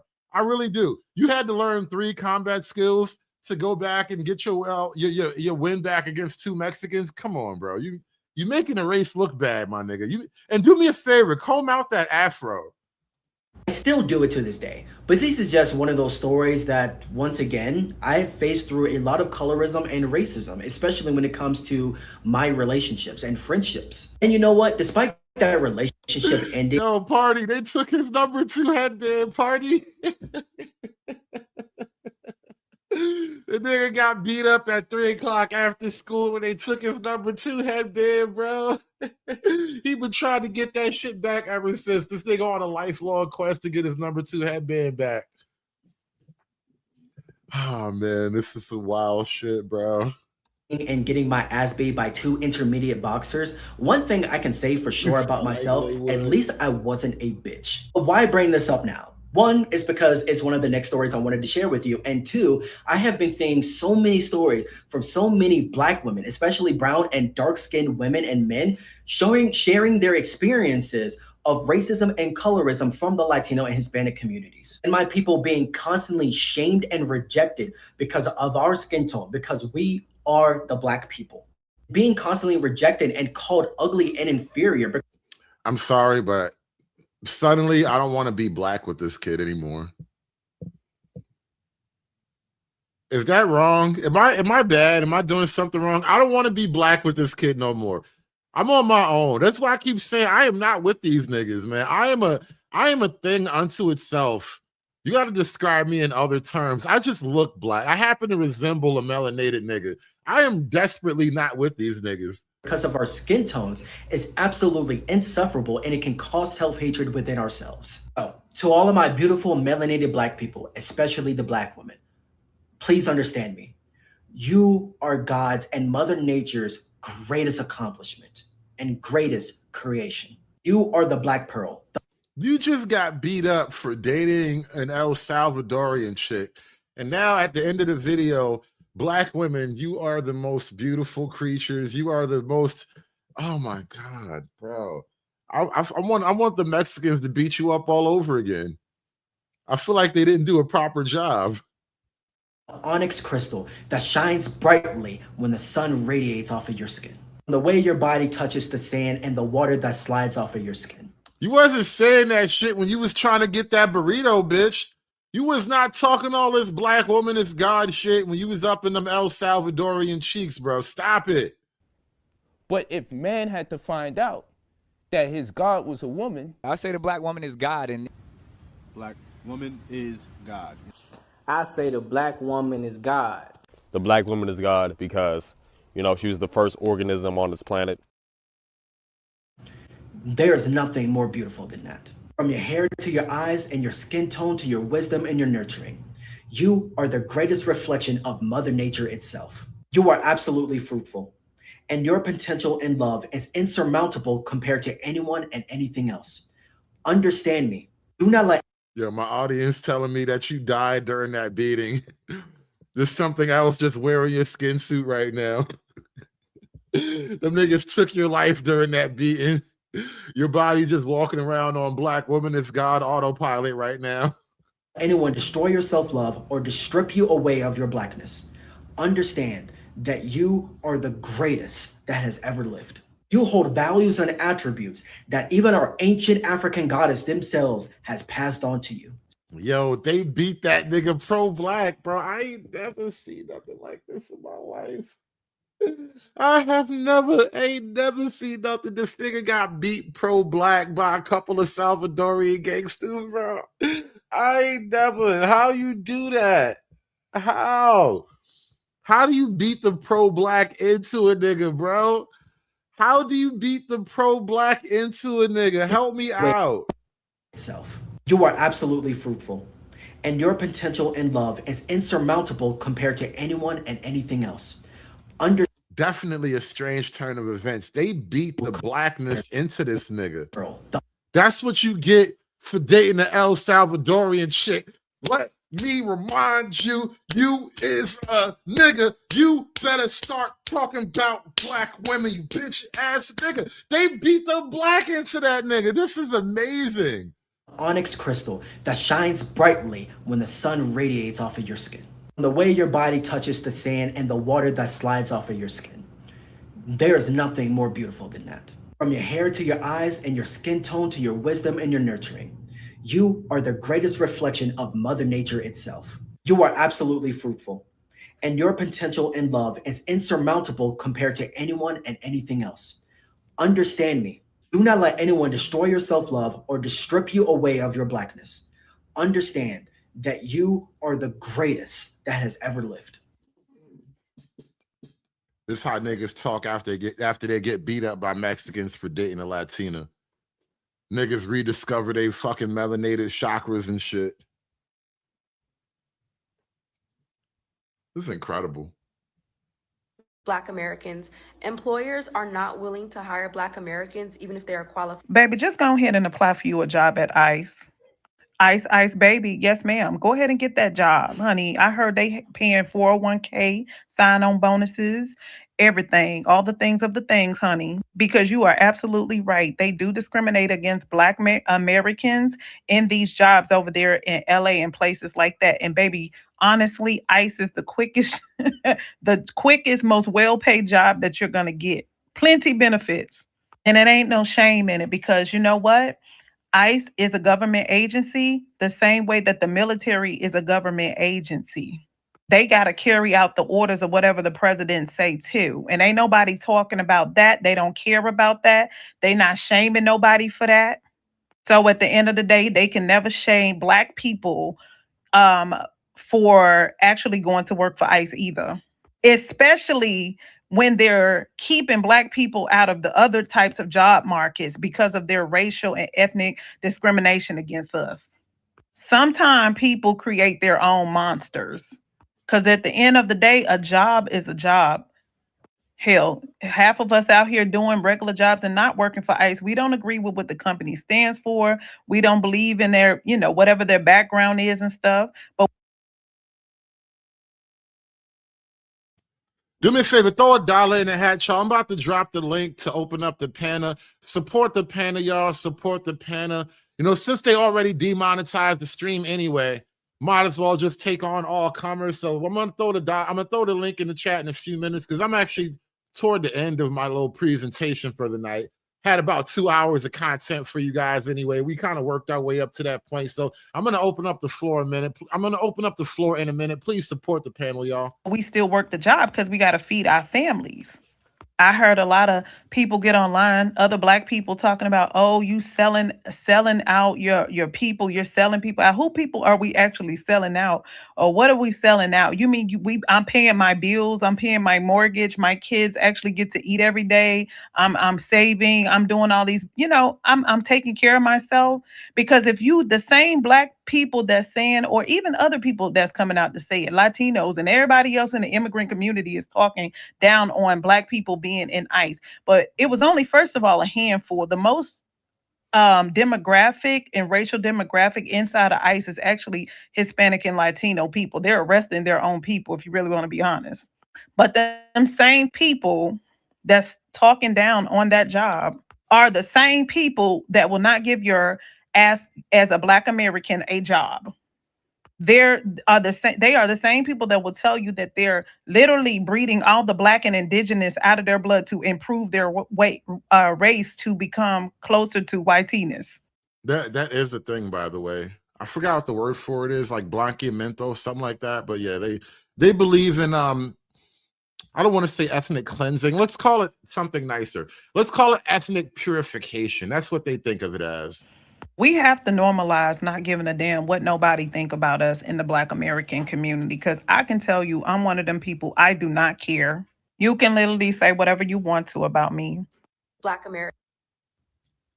I receive hate from Black people here in California because I named the thing. They acknowledge that, yes, racism exists here in California, but they refuse to address it. So let me address what it is. When you're inside of your neighborhood that was predominantly once Black, and then you see non-Black people moving inside of the neighborhood, setting up shop, having stores inside of your neighborhood, they're price gouging. They go up on an item 100 to 200% difference than what you would have paid at the grocery market. These are the conversations that matter. They're price gouging. They're making you poor intentionally. That's called a food desert. They're intentionally price gouging. And then on top of that, their goods are expired. You smile at a white person. You don't make them check into your city, but Black people have to check into your city, and they're the ones who's pushing you out of your neighborhood, gentrifying the neighborhood. That's why they say that literacy is so important, because these are the conversations that we're having in politics on a local and national level. I receive hate from Black people here in California because I named. I don't know who needs to hear this, but the Mexican. I think we at the last video I had queued up for the show. I'm going to throw the link in the chat. Support the penny, y'all. Throw $1 in the hat. We're going to, oh, shoot, why did I drop that? We're going to keep this thing going, y'all. I'm going to open up the floor for some conversation. But like I said, Black folk have been discovering non-white racism, and it's pretty fascinating. It's like you didn't think it was possible, y'all. But I want to hear some thoughts from the audience members. Please like, share, and subscribe. Throw $1 in the hat. Click the link. We're going to drop the link in the panel. I'm going to drop the link to the panel in a minute. What just happened? Why is this not pasting? Let me grab this up here. Let me post the link one more time. I'm going to put the link in the chat. Please let me know what your thoughts are on non-white racism against Black people. I don't know who needs to hear this, but the Mexicans, shit, we could honestly group Mexicans with Latinos, because Mexicans predominantly live here in California, are just as racist, if not more racist, as the people in the South, as white people in the South. Let me explain. So they're not like outwardly racist where they're gonna call you a fucking nigger, but actually some of them do that. But they're like covertly racist, where they'll do special things for each other and then they'll make it hard for Black people, especially in the workforce. So you'll have like a predominantly Latino, actually Mexican,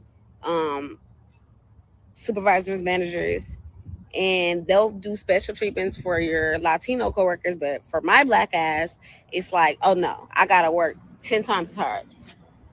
And it's just fucking sad. And I'm fucking over it. And when people ask me or be like, you know, how is it being from California? It's the ghetto.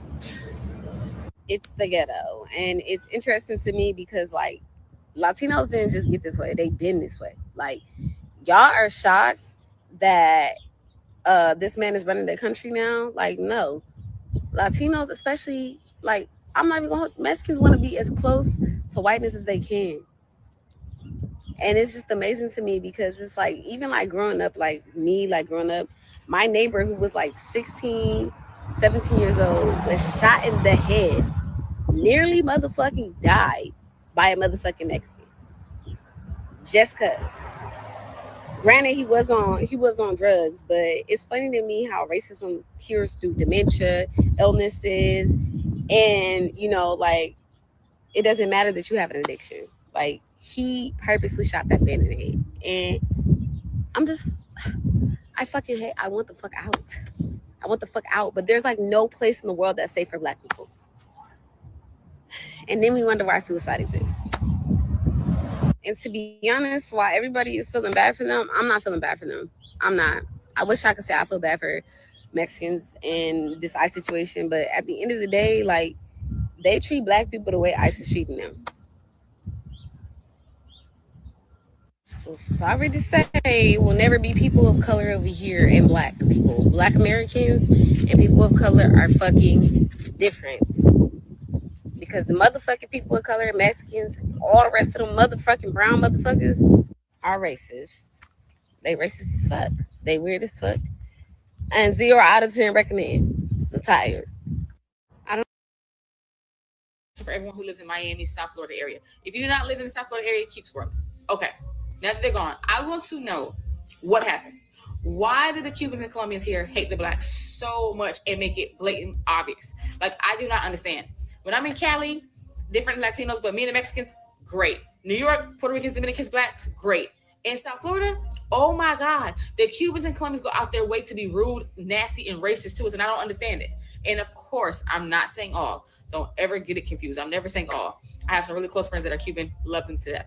But the majority is wild. Like, it's so weird to me. And there's so many Afro-Cubans. So I'm like, do you guys treat the Afro-Cubans like this in Cuba? Like, how is this going? Like, they go out their way to be rude, nasty, and racist and let you know in their face. They're damn near worse than the white people that are racist. I'm like, what are we doing here?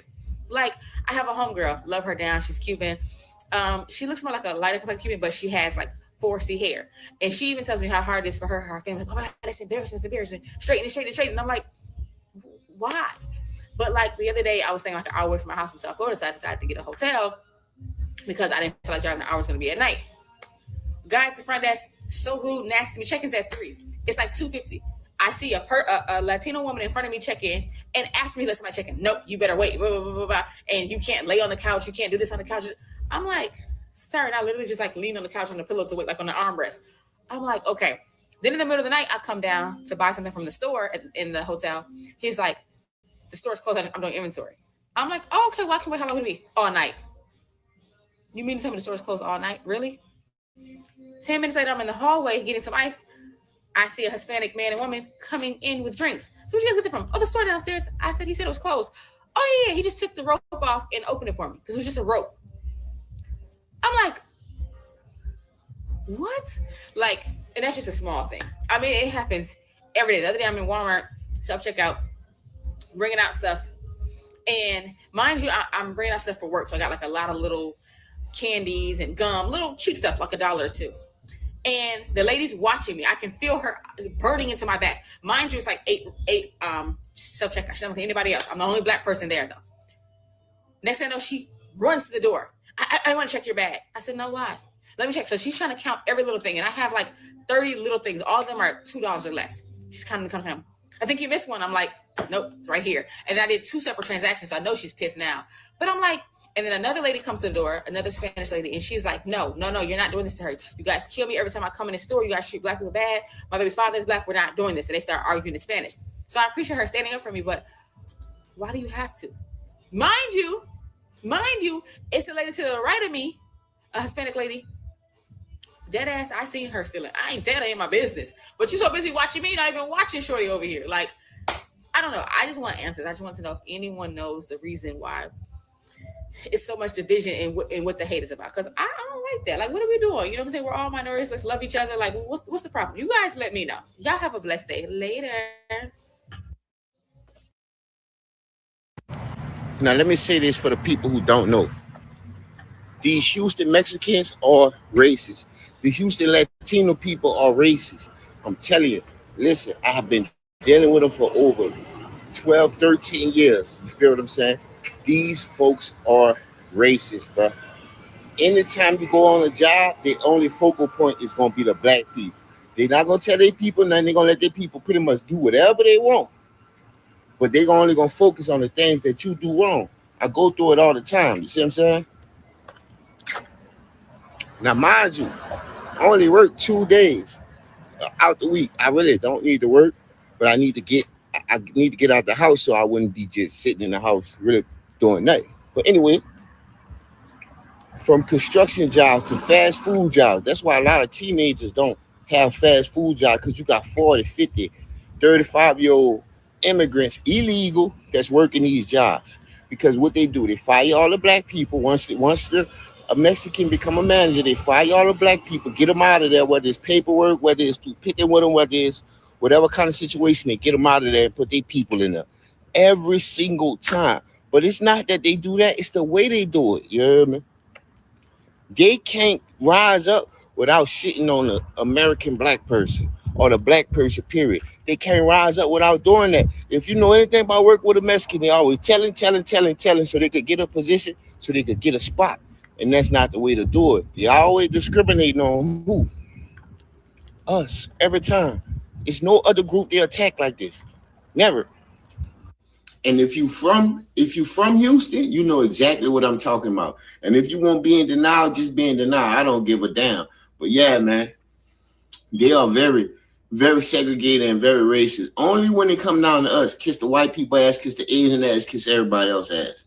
That's just what it is. If you don't like what I'm saying, I know plenty of Mexicans. Y'all teach y'all women not to mess with black men, and y'all teach y'all men not to mess with black women. This is what y'all teach in the household. Now, this is not all of them, because you got some great Mexicans that don't see no color, right?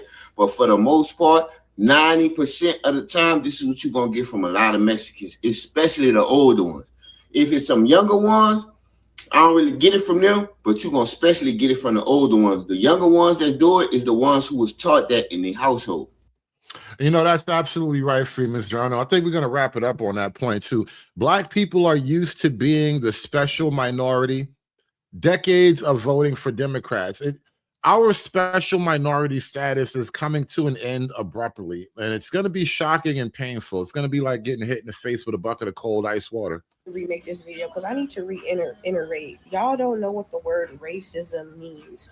Racism and prejudice are not the same thing. And when I say Hispanic people practice racism, this is what I mean. You Hispanic people do not hire black people. And y'all do this on purpose. That is a racist practice. That's what I talk about racism. I live in Los Angeles. Y'all have every job. Y'all have all the jobs. Y'all have jobs everywhere. The bank, the grocery store, customer service. Y'all have jobs everywhere. Insurance. Y'all have the jobs. Because y'all only hire y'all people. I remember being 18 years old. I was in college at CSUN. I wanted to get a job. I went to go get a job in the pavilions in Sherman Oaks. All Hispanic manager. He said, hey, I usually only hire my people. Mind you, this is 2011. Hey, I usually only hire my own people, but I like you, so I'll hire you. They hired another Hispanic girl the same age as me, whatever. I don't think she was in college, but the same age as me. They moved her up to cashier so fast while I was still pushing carts in the bakery.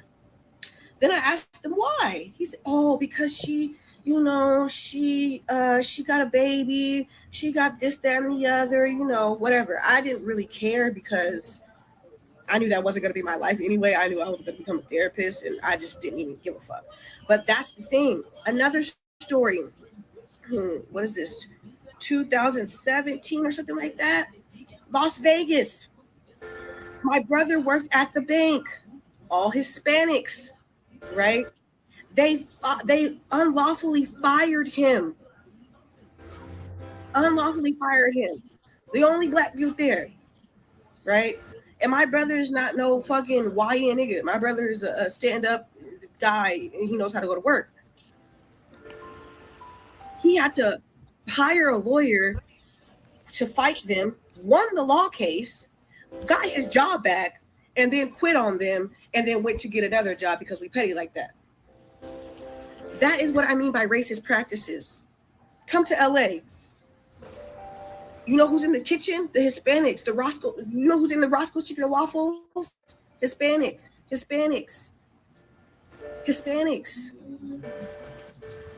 Okay? And then they try to lie and say, oh, it's because Hispanic. They try to say the majority of the population is Hispanic and that's why they have all the jobs, which is not fucking true. Because if it still doesn't, the statistics still don't equal out. Black people do not have no jobs out here. I think the only place black people work is like the airport. And the black people that do work with the Hispanics, you got to be damn near my color and fucking lighter or biracial. Like, this is not a game. That is what I mean by racist practices, okay? Please read a book and learn how to conceptualize. And even saying that doesn't make any sense, because when you are privileged, you have a blind spot. You just can't see it. You can't see it. You cannot see it. So when you Hispanics try to come in my comments and defend yourselves, that's how I know that you are not, you're not smart up here. Y'all want to reconcile without taking accountability, and it doesn't work like that. And don't get in my comments talking about, well, I'm not talking about you. I'm talking about the collective. Stop trying to personalize a sociological issue. Okay? Relax. Y'all stay talking shit. Y'all know y'all do. Don't come up in here playing that hoopla shit. I'm a real LA bitch. And let me make this clear. I do not believe in ICE and all that shit. I don't fuck with this government. I don't believe in none of that. I'm an Aquarius. You know what? I'm done with her. I'm done. You don't believe in the solution. That's why we don't like listen to you bitches no more. Anyway, Bandit, Freeman's Journal, help me out here, man. What the I'm hell? an Aquarius. Give me a freaking break. Oh my God. Have you heard enough? I just wanted to say, what's wrong with in-group preference? Because I've heard my whole entire life, black businesses only hire black people. What's wrong with that? Like, ain't that ironic? Yeah. Well, yeah, they promote in-group preference all the time. You got to do for us and our business, blah, blah, blah. Okay, well. Until other people want to express some in-group preference against your Right. group, and all And of a now it's sudden, oh, wait, hold on. But It then- sounds, you just like the white man. But here's the thing, they never put two and two together, right? Their in-group preference was built on being the special pet of white leftists. Yeah. It wasn't built on creating families, right? Getting married, having children, right? Having households. It was that's built by on design, though. welfare. It's Huh? by design. They weren't designed to create families because they wanted them to keep them as a minority group. Well, their black culture is Marxist, right? It was reformatted via the civil rights movement, and it's just Marxist BS. But they can't put two and two together, right? They don't have the capability. All they can do is complain about their new oppressor, and trust me, Latinos will be their new oppressor. When you say that, Freeman, I think you're like describing the fish water problem. Like when you say black culture is so Marxist, like the fish can't tell that it's in water, you know, and black people can't Right. tell that they're in a Marxist culture at this point. You really need you have to be a couple of places removed from it to really look at it properly, I think. I said it by Yeah, I summer. can agree with It's that. going to be. They're going to be the new Hispanics are going to be the new white people by summer. I think they Oh, almost true. already are. Bro, I've been saying this. You can see it. You can see this 10 years ago, right? I'm saying And- mainstream because they Oh, need mainstream. they need a I new get it. group to hate by summer. We need another summer. Of Well, love. as black folk become a shrinking minority, like we're not going to be the number one, or I'm sorry, we're not going to be the number one. Yeah, that's right, the number one minority anymore. And as Latinos increase and then vote share, at some point, it is logical they'll be the number one majority. There'll be a majority of the minorities, but the minorities will be the majority of the vote, and the Spanish people will be the biggest block in that. Yeah. So they'll be the de facto white people at some point. But It's you know, amazing, like right? It's like I said, Brazil. God, what was that point I had earlier in the chat? It was, oh yeah, they're experiencing the casual racism, right, that they've had for Asians for decades. You know, and it's just like, oh well. Yeah, elaborate on that. I saw you typed that a few minutes ago. What do you mean about the casual Well- racism black people have shown Asians? Like just racism toward Asians, like just in general. What you right? say about my mama? That whole scene. Right. What you say about my mama? You know, this antagonistic relationship. Man, I was on Bernard's one time, and I said something about Asian test scores, and OGJ Speed just went on this tangent about, yeah, I see him in the park doing their Tai Chi. I started dying. And he said it with such venom, bro. And I was like, okay, You know, and people will act like, no, man, we're not racist towards Asians. That's crazy. Like, You know, man, what are you talking about? I realize there are huge cultural gaps between like West Coast and East Coast Black people. And I'm wondering if that close proximity to like the California cartel, I mean, not California, but the Mexican cartels and the constant onslaught of immigration. I wonder if Black folk are just, you know, we're very, very tribal and a little racist onto our own right. But I wonder if some of that hostility against Asians is really displaced hostility against the Latino community that they don't have a place to put, because you can't really vocalize a lot of this stuff. Yeah, that could be. I could see that. Because like when you think about like the jail culture, the Asians aren't the reason why Black gangs are getting pressed in jail, right? And when it comes to the streets, I don't think it works the same on the streets. There are not a lot of Asian gangs pressing Black folk on the street, but old Asian people are really easy soft targets. Yeah, that's another thing. Soft targets too. Yeah. Well, I mean, I'm from the Philly area, and that's a really big thing with the roaming groups of teenagers beating up like Asian and white people. It happens all the time in Philly, all the time. Yeah. That's a different show. I want a show about teen takeovers again. They're kind of blowing up in the news, but yeah. Well, the weather's Bro, getting nicer, so you know how that goes. It's so sad, bro. I mean that the teen takeovers are basically that's how you identify the mudsill. I think the teen takeovers are kind of like a bastard child of the George Floyd protest. Well, no, I say that because, you know, one, Gen Alpha is dumb, right? They are literally dumber than the generations before them. And any type of societal trend like that is going to be extraordinarily more acute among Black people. Like you're talking about these 16-year-olds who were raised on tablets and phones, right? They couldn't even spell their name until they were 8 years old. You know what I mean? Well, it's even Like- worse than, have you seen the younger kids? Like how they just the videos. Oh my God. They're retarded. It's They're not just even it's functionally retarded. It's retarded. designed. It's like literally the bug zapper to thought, because it is. They don't have the white it's like matter. strobe lights and everything. It's Bro, babble nonsense. It's terrible. I mean, yeah, hold on a second. Hold on. Black Socrates, you haven't said anything yet. Let me get you in this conversation. Last thing I heard was bug zapper, and my brain stopped a little bit after that. Nah, I was just, yeah, I'm good. How's everyone doing? I just think that this is a nothing burger in a sense. I mean, if you understand anything about politics, you can see the trend, and the balkanization of America is probably something I've been talked about since probably the 80s, and now it's come to fruition. So it's like, oh, you mean a group of people who have a different culture, different value system, and ties to themselves are somehow going to put that to the back burner, put that to the wayside to champion abstract causes? I'm sorry, but we are the world, Black Socrates. We are the children. They told us that we would all be in rainbow gay utopia together, and the white man wouldn't stop us. Yeah, but there's something called revealed preferences and stated preferences, right? So the stated preference for a lot of white liberals is to have this kumbaya multiculturalism. But if you go to a lot of white liberals' upper class neighborhoods, they're the most monochromatic white neighborhoods ever. So more diverse than red counties. I mean, more monoculture than a red county. Exactly, 100%. So that's why I find it fascinating that if you go to like Yale or UPenn and go to professors' neighborhoods, the professors' neighborhoods are always extremely white, and they do have a minority. It's a token minority, like some person who has the same exact politics as them and believes exactly what they do. So usually an Asian. Well, yeah, it's not. I don't think it's a token. They are, like you said, it's a monoculture. They are exactly the same. They have all the same mores. They just have a different ethnicity.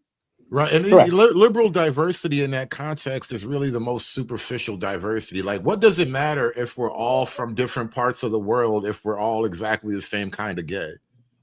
Correct. And so the fact that California is experiencing this purge or this, situation, it's inevitable. Like, what else would happen?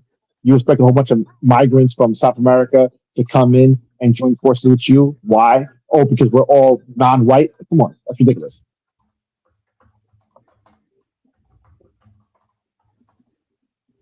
That really was the selling point. That's why I was kind of teasing you with We Are the World or whatever, because that was literally how it was sold. And I'm speaking to like Black people in particular, but this is a broad speaking liberal kind of Mott and Bailey that's been pulled on the whole country, like where we were all sold that, you know, everybody of the world is exactly alike. Remember, all cultures are equally the same and all that stupid shit. And now we're finding out that no, some cultures are vastly different from others to the point of incompatibility. They're so incompatible to the point of just hard choices, right? You can't have both. You can't have an open, socially progressive, Christian morality-based culture and nonstop Islamic immigration. You can't have these two things. Yeah, my thing is that plurality is a lie, right? Plurality is a lie. If you do not protect your culture and enforce your culture, someone else will enforce theirs. Period. well, the another thing is that I often question when people say these things, when these social engineers or activists or policymakers say these things. Do people ever question what's their incentive? Like this is something about the left that I just simply don't understand. The left says things, and people who adopt these ideas, they don't ever seem to think to themselves, why are they pushing these ideas? How does it benefit them? As if the most altruistic and self-sacrificing people are just people on the left or the government. Like they don't have no interests, they have no incentives, they have nothing that they want to do to gain. They just all Mother Teresa and they're saints and just want to help people. Like, come on. And if you look at the evidence, you go to major cities that are leftist, like New York City, Atlanta, LA, and you actually see the results. You see the most, like, this is one thing I argue with my brother. My brother, we both from New York City. So we had an argument one time. He said, oh, I love the multiculturalism in New York City. And I told him, I said, word, New York City is one of the most segregated places in America.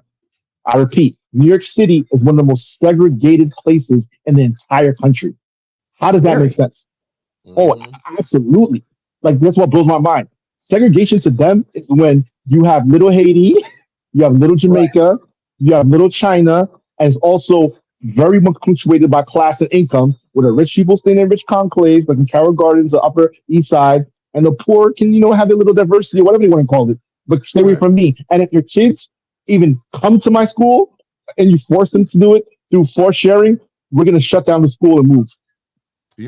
Bro, I thought, like, I call New York balkanized because I don't even call it segregated, right? That is not strong enough a word, because like New Yorkers are like, yeah, man, I lived in a Dominican building and I dated a girl who lived in a Puerto Rican building. I'm like, damn, like you can't even be Latinos together. You got to have a different building just because you a slightly different Latino.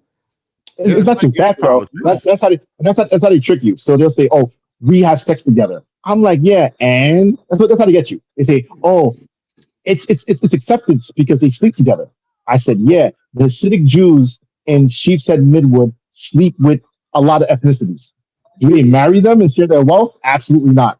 Right. You're a little China, and you can probably find yourself a Chinese girl who has sex with you. Is she about to marry you? Absolutely not. You can go to a little then, yeah. That is negligible in the grand scheme of things. This is why, like, I think people who really obsess over interracial dating are just kind of blowing smoke, because in the grand scheme of things, those numbers are negligible. The problems to your racial core comes from actual immigration and government policies that suppress your people over another people. But the interracial dating thing, look, there's always going to be one girl who wants some other guy, but for the most part, people stay home, and that's just not going to shake, because you put some movie on TV or whatever.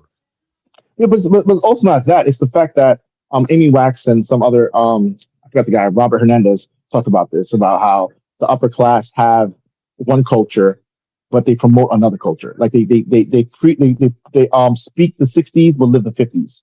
They speak left but live right. So they'll tell you, oh, culture is not important, tradition is not important, conservative is not important, rules not important, standards not important. Oh, really? What about you? Oh, for us, absolutely important. We still have debutante balls. We still have cotillions and country clubs, and you got to have, if you want to join a country club, you have to have a resume, you have to have this affiliation, that affiliation, this affiliation. And when we go to Ivy Leagues, so I said, wait, hold on. You guys are the most elitist, traditional people on the planet, and yet they tell. That's what blows my mind. You see a Hillary Clinton and you see a Trump. They're both Ivy Leaguers. You see Obama, Ivy Leaguer. You see all these people are part of the same class and the same associations. They're part of the same. Yeah. If I could make a real solid criticism of upper class black elite, it would be something along the lines of, you refuse to impose your class structure on the black classes below you, even though you are the most people primed to do such a thing. Whereas as a culture, this is what is needed. Every culture has Hold on. I hear what you're saying. Imposing structure and morality from the higher class, right? Like, and the black absolutely. upper class refuse to impose that on the lower. They will pantomime blackness and promote all these ghetto black images. Meanwhile, like you said, they're Jack and Jill, they're Castilians, they have all the formal Western civilization, high culture elements among themselves, even as black people, yet they refuse to actually impose anything like that on the classes below them. They would rather those classes stay in the ghetto. Actually, that's not true. So what happened is that. Hold on. I'm wrong. Let me say something real quick. So what you're saying, Hood, is that the black upper class, it's a managerial class, right? It's a managerial class that needs poor blacks. Not a true noblesse oblige. Correct. I mean, if you look at, like, say, Baltimore, right? You got people in government making, $100,000, $200,000 a year, right? They had a gang intervention chick who was probably funneling money to some gangbanger screwing them because she was making $200,000. And as soon as they started looking for the money, she resigned, right? So the managerial class are who the air quotes black elites are, but they're just average people, right? The actual black elites or above average people who can go out into society in the public sector and achieve greatly, right? Those are the people that you would need to enforce a class structure, but they just don't want to be bothered, right? Those people are like, they're living in interracial neighborhoods and they don't care, right? Black Socrates, you were about to tell me how I was wrong. Yeah. That's a long held. Your perspective is something that you would assume, given the results of what happened. You would assume that the boule or the upper class of black people, they don't have the noble oblige. They don't care about the lower classes. That's not true, though. That is true now. That's not what happened. So what happened was that there was always, ever since the creation of America, free black people. So free black people populated the Northeast, and they were very instrumental in helping the civil rights, or not civil rights, the abolitionist movement, starting the Freemasons, all that stuff. The first doctors, first black doctors, first black surgeons, etc. They used to work in the hotels, doing quite well for themselves. And then slavery was abolished. There was a quote unquote great migration of Southern blacks into the North and to the West. And then the tensions started happening. So the tensions that are happening, you can see it punctuated by W.E.B. Du Bois and Booker T. Washington. These are two elite upper class individuals who had two different perspectives on the future of Black America. One said that we should join socialism, Marxism, communism, along with poor white people, and have a Marxist revolution of some sorts. That was W.E.B. Du Bois. The other side, Booker T. Washington, was like, no, we shouldn't even fight for integration. We should take to ourselves, have our own situation, learn trades, and win respect through our own perseverance and our own accomplishments. Now, certain groups of communists, eventually after World War II, when they realized that communism was losing favor amongst white people, decided to go to black people and say, we're going to push communism on black people, gays, and women, because they're probably going to be easier farther to push socialism. Then they infiltrated the NAACP. They infiltrated the civil rights movement. The civil rights movement was actually broken up into two parts. You have Robert T. Jackson, who was part of, again, the Booker T. Washington tradition. We don't want to integrate with white people. Leave white people alone. Do for yourself. Help having your own business. We have each other as black people. And then you had Martin Luther King and Libeskind, the Jewish communists who wrote all the speeches, who were promoting Marxist socialism. So what happened was that the boule or the black elite, who were of the Joseph H. Jackson variety, completely got drowned out by black activists, white activists, and then liberal socialists, to the point where if you are a black elite, let's say conservative, if you become a rich black person and you do well for yourself, I dare you to try to go to the black community and someone wants to do. They'll curse you out. They'll say you're a sellout. They'll say you want to be white. They will shut you down. So it's to the point where the black elites don't actually have a say in the black community. What can they tell them? If they remember when Bill Cosby even attempted to tell them something about their culture. Now look at it. I suppose that's an accurate thing, especially like if you move into the modern era. But I would argue, we mentioned like the civil rights era. I think it was lost somewhere in that point of time where the black elites kind of jumped on the civil rights train and adopted all the positives and the negatives. And it's like, I think we're kind of being overwhelmed by the negatives, which means that there is a promotion of the lower class image of black people. Like I was saying before about this victim morality, if the black elites actually let go of victim morality in a lot of ways, I think that means they let go of their own economic standing. Because a lot of these, and maybe I'm using elite in an incorrect way. Freeman's Journal kind of threw the word managerial class out there. It fits maybe a lot better, but their economic and their social standing is threatened now.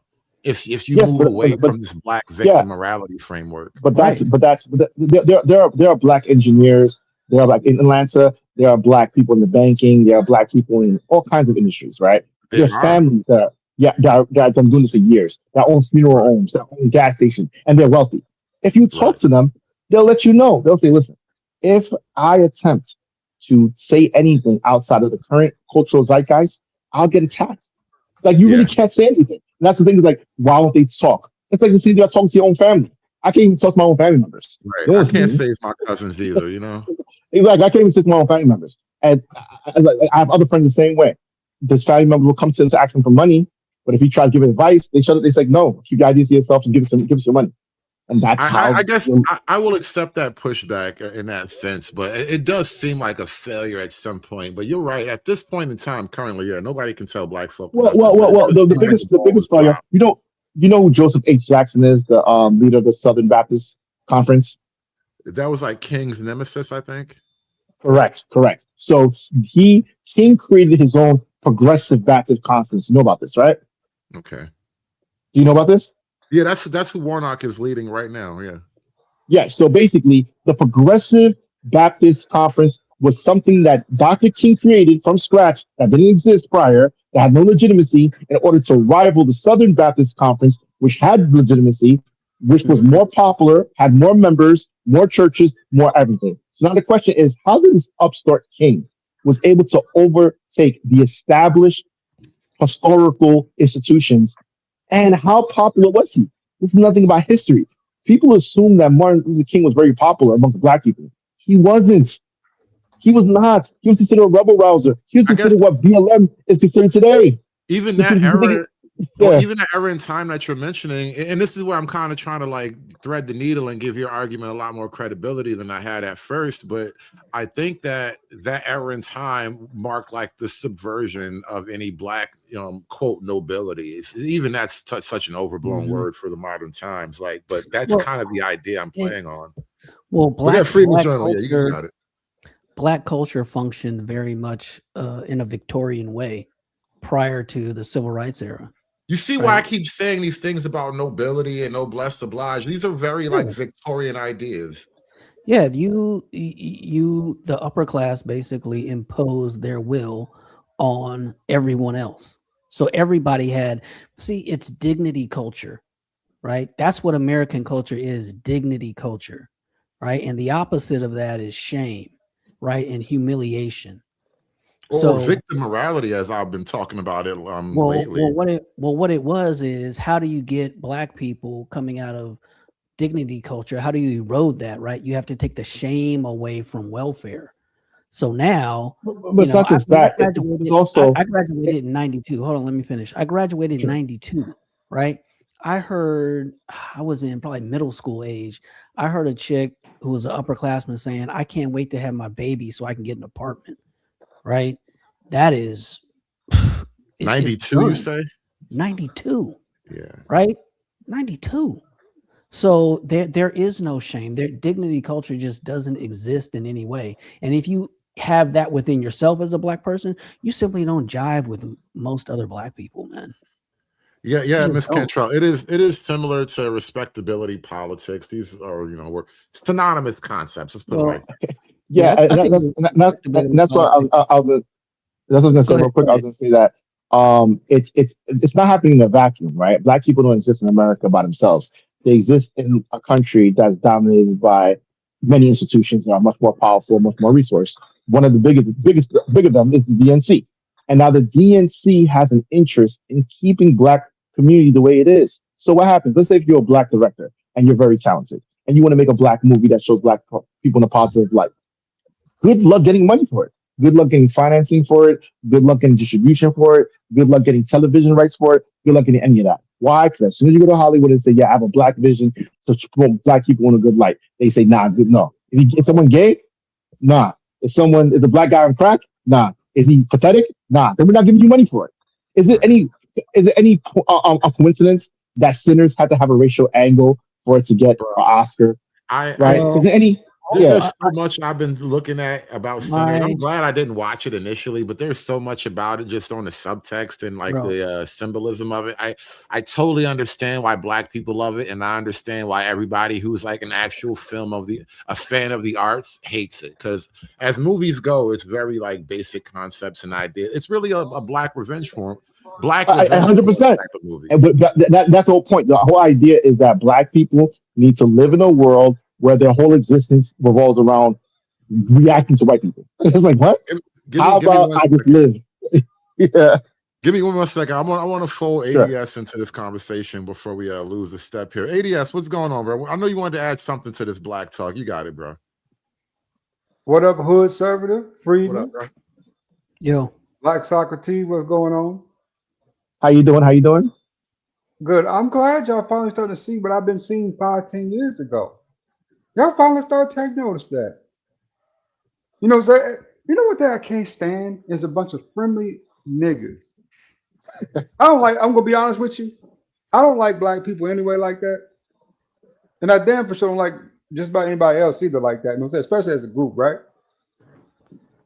But I always notice these extra friendly niggas in the South. You know what I'm saying? Extra friendly to everybody else but us. You know, it's man, to me, it was so obvious from the jump when I first came down here that black folks still kind of live and act like slaves down here, man. They really do. When you say You that, know- elaborate a little bit. Help us to see what you see. Let me help you out here. Before I came down here to the South, because I'm from Kentucky originally, Louisville, Kentucky, Midwest, Chicago, Illinois, all that stuff. And when I was growing up, it was always about kind of like rich people and then poor people, right? Poor people hung with poor people, may they be white, black, Puerto Rican, Latin, or whatever the hell, right? If you're a poor person, you hang with poor people. If you got money, you hang with the rich people. That means no saying that's across the board too. Racism wasn't nearly as prevalent, right? It's more about the money that your family had when I was growing up. When I came down here to the South, I noticed segregation and tribalism on an all-time high. I was like, For real. what the hell? You know what I'm saying? Is this like something out of the 50s down here, right? Where they kind of think and see things. I mean, it's up to date when it comes to the music. You know what I'm saying? But the culture down here is real, you know what I'm saying? Real civil, how you say it? Real civil war like, right? Correct. I mean, but you got, so you got to understand though. You got to understand though that all these folks down here are the descendants of those folks, right? So black folks, yeah, they know we the descendants of slaves, right? But the white folks, they the descendants of slave owners and you know what I'm saying, people of that nature, right? Who actually had kids down here too, so it's passed along. Now, what I was kind of off put was when I first moved, you know what I'm saying, over here to the north side, is that the other cultures of people are like that too in a lot of ways. You know, I grew up around a lot of white, black, right, Asian people where I'm from. Kentucky, a lot of Asian folk in Kentucky, man. For some odd reason, they tend to be there. And they all seem very down to earth, very cordial, very cool, right? When I moved down here, I noticed that they were a lot more to themselves. You know what I'm saying? You go into the stores, you buy stuff, they kind of treat you a little different, right? So a lot different. You know what I'm saying? very, very, very, how do you say, defensive when you walk in. You know what I'm saying? Like they've been talking about you right before you walk in, Well, right? ADS, this has kind of been the whole theme of today's show, where like black folk have been told this kind of story that racism is the white man's playground, especially like anti-blackness is really probably a better descriptor of what we're describing right now. But we've been told that it was the white man who doesn't really appreciate black people and doesn't care for black people, and then we bring all these other people into the country like Asians, and we find out the white man is actually fairly tolerable compared to how you other niggas feel.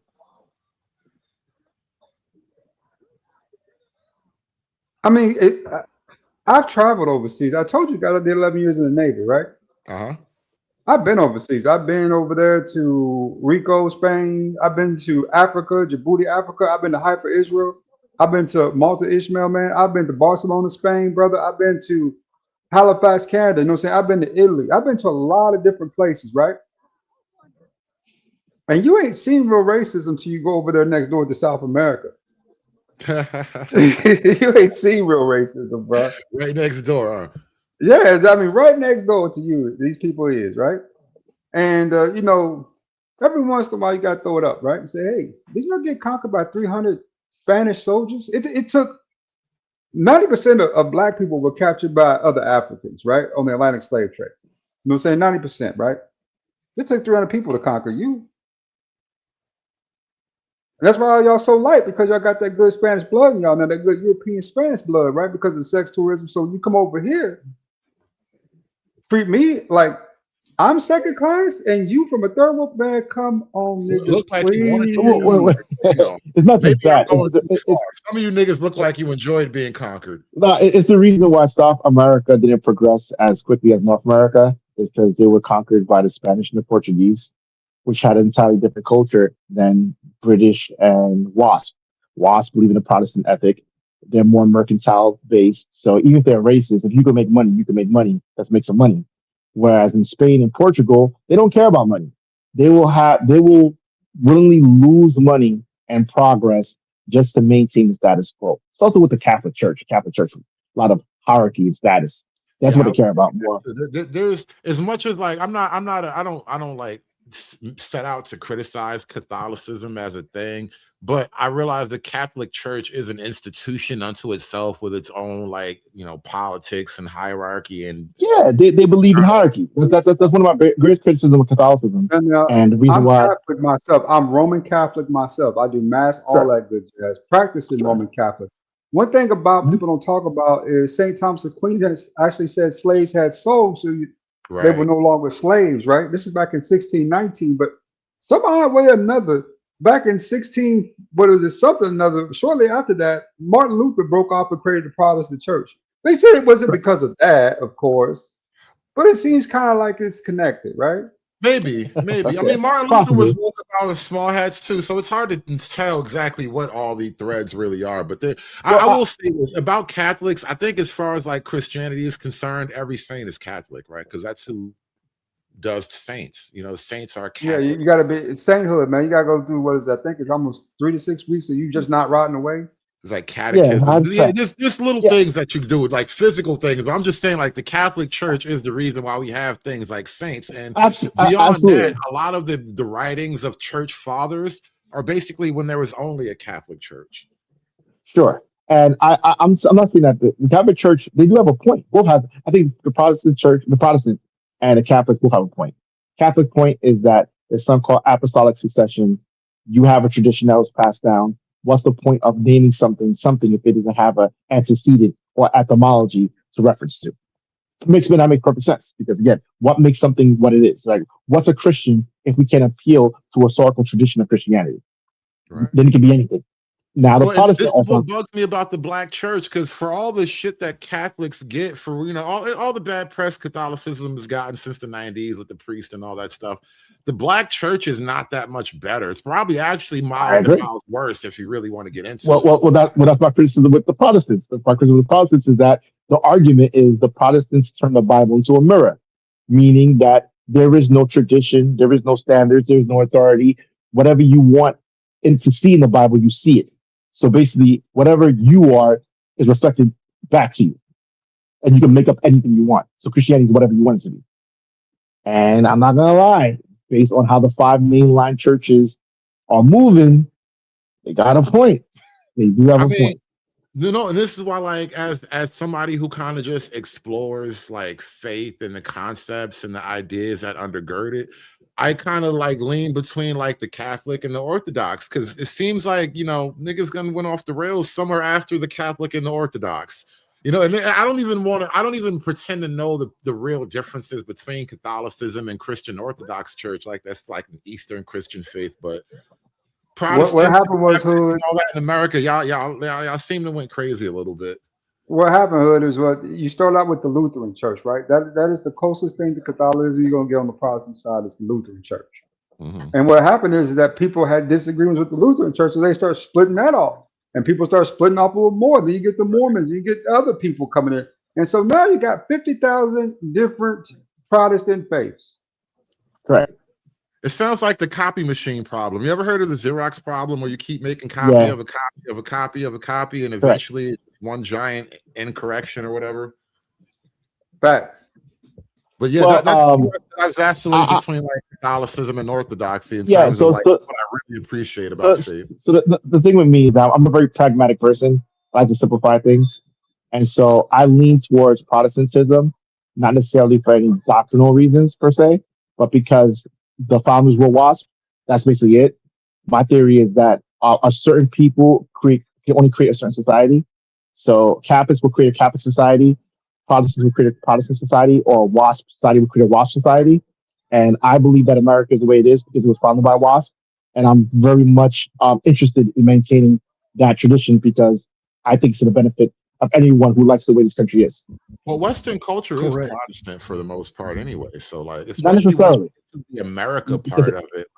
Like, look, Yeah, the it depends what church. it depends what you mean by Western culture. So if you talk about Italy, like for instance, right? Like there are certain things about Italian dominated societies that you'll see that's consistency with it.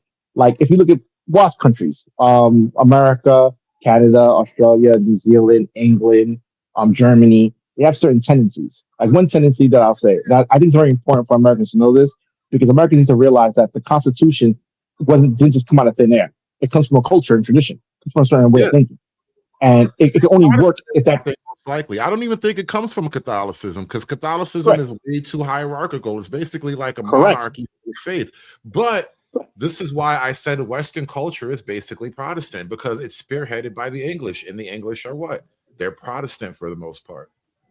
Or they used to be. I don't know if they are now, but Church of England, they were basically the OGs of Protestantism. I hear you, but I'm saying that, listen, a tradition can only be a tradition if it's maintained, right? Traditions change. I'm saying that in order for us to understand, like, this is the problem in America. Go look at the Constitution. Like, this is my issue with Vivek Ramaswamy. Vivek Ramaswamy, he thinks, and a lot of globalists and universalists, they think the Constitution is logical. Like, anyone, if they think hard enough, will come to the conclusion that's in the Constitution. I don't believe that. I believe the Constitution is unique to the people of that time and period and how they thought. And I believe that they created a certain standard that's hard to replicate, and we should maintain it by adopting the way they thought as much as possible. And that's my position. That's why I consider myself a WASP. Even though I'm black, I consider myself WASP because that's what I think. I understand their thought process. I read all the material. Go ahead. I think WASP is a little bit, maybe a misnomer of a title for you and I, because I think maybe in the same vein, I consider myself a child of the West, right? Which is not saying I'm a white Anglo-Saxon Protestant, which I was wondering my whole life what WASP actually meant, and I figured it out. I thought it meant white American Southern people, but no, I realized now it's actually it's a moniker for Western culture, effectively. So, like, in a lot of ways, we're all WASP, but really, I think we're just children of the West. Children of the West. I say yes and no, because even in the West, there's a bifurcation. So I've seen the bifurcation, right? So the reason why I say I'm WASP is there's certain things that I believe intuitively that I understand that I believe it or feel that way because I've been influenced by the WASP mindset. I'll give you a prime example. Right. Let's say in Halloween when they put candy outside, right? Because I'm influenced by WASP, would assume that of course someone's going to take only one candy or probably only a few. They wouldn't abuse this because that would go against the rule of consciousness, their own self-governance. because WASP fundamentally is what's called self-governance. If you have a conscience, your conscience is basically your connection to God, and that's what governs you. That's why you don't need a big government, because we have ourselves, and our conscience can rule us. That's why self-governance is the thing. Now, I know there's other cultures that would look at that and say, "You're stupid. Why would you give me an opportunity to take advantage? I'll take advantage." To people who are influenced by WASP tradition, that would be inconceivable. Now, I won't think that's one of the detriments of WASP. They're very gullible people. They're easily tricked. Trust society. And But ultimately, they're easily tricked. That's why tiny hats. That's why tiny hats would latch around them, because they easily well, I mean, Yeah, that's a they're whole other tamed thing, and people. that's like the fifth. That's like the third rail of most of these political conversations that I really No, can't it's true. One of accurately.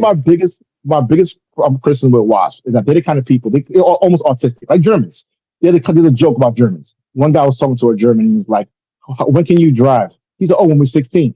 And he's like, "Really?" And you can go. There's no speed limit. So yes, in the Autobahn, there's no speed limit. You go as fast as you want because you must go through training. And once you're trained, you can drive well, so they trust you. And he said, "Okay, but what if you want to drive?" So what do you mean? He said, I don't want to get my license. I just want to drive." "You can't do that." And he's like, "Yeah, but what if I do it anyway?" He said, "No, you can't do that." And that's my issue with them. They have this thing with rules, right? Where if the rules are the are only as rules, good as their enforcement, though, and that's kind of what happened with WASP culture, as you're describing it. It stopped enforcing the WASP rules, and so now it because became I know because they assumed everyone would logically come to the same conclusion as that. It's a universe. Thomas Jefferson. that is the Yeah. I'm gonna give it to you right now, Freeman. But let me say this: that is the weakness of a high trust society. You assume that other people are just as high trust as you because that's all you've ever known. But in reality, it's a rarity in the world, and it's a burden that you actually defended against the savagery that is the majority of the rest of the world. But Freeman's Journal, you were trying to say something, sorry. Hey, to that point about high trust society, that is why even in a high trust society, not everyone should vote. Right? Not everyone should vote. And Agreed. it's not to what Black Socrates was saying, it's not an assumption. I think, okay, so all right, I don't mean this may derail a little bit, and I apologize, but That'll be the last tangent for the night. We're gonna wrap it up after. In the question of what should we learn, or what are some of the takeaways from the last American epoch, is some things you got to realize, like the right of center lost the culture war, right? They lost it. There's all this complaining about, oh, Somalians and immigrants and all that. Bro, you lost. The Immigration Act of 1965 was an L, right?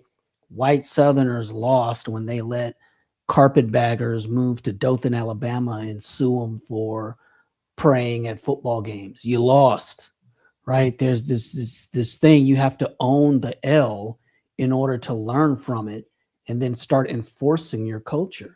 Otherwise, you're just going to sit here and keep complaining about random Browns when that it doesn't even matter, right? The calls coming from inside the house, right? The people who are tearing down Minnesota aren't the Browns.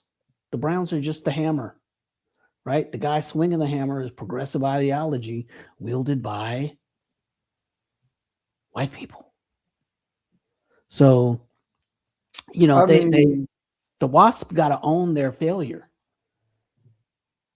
They do. That's why they retreat from society. Idiot, if you're trying to say something.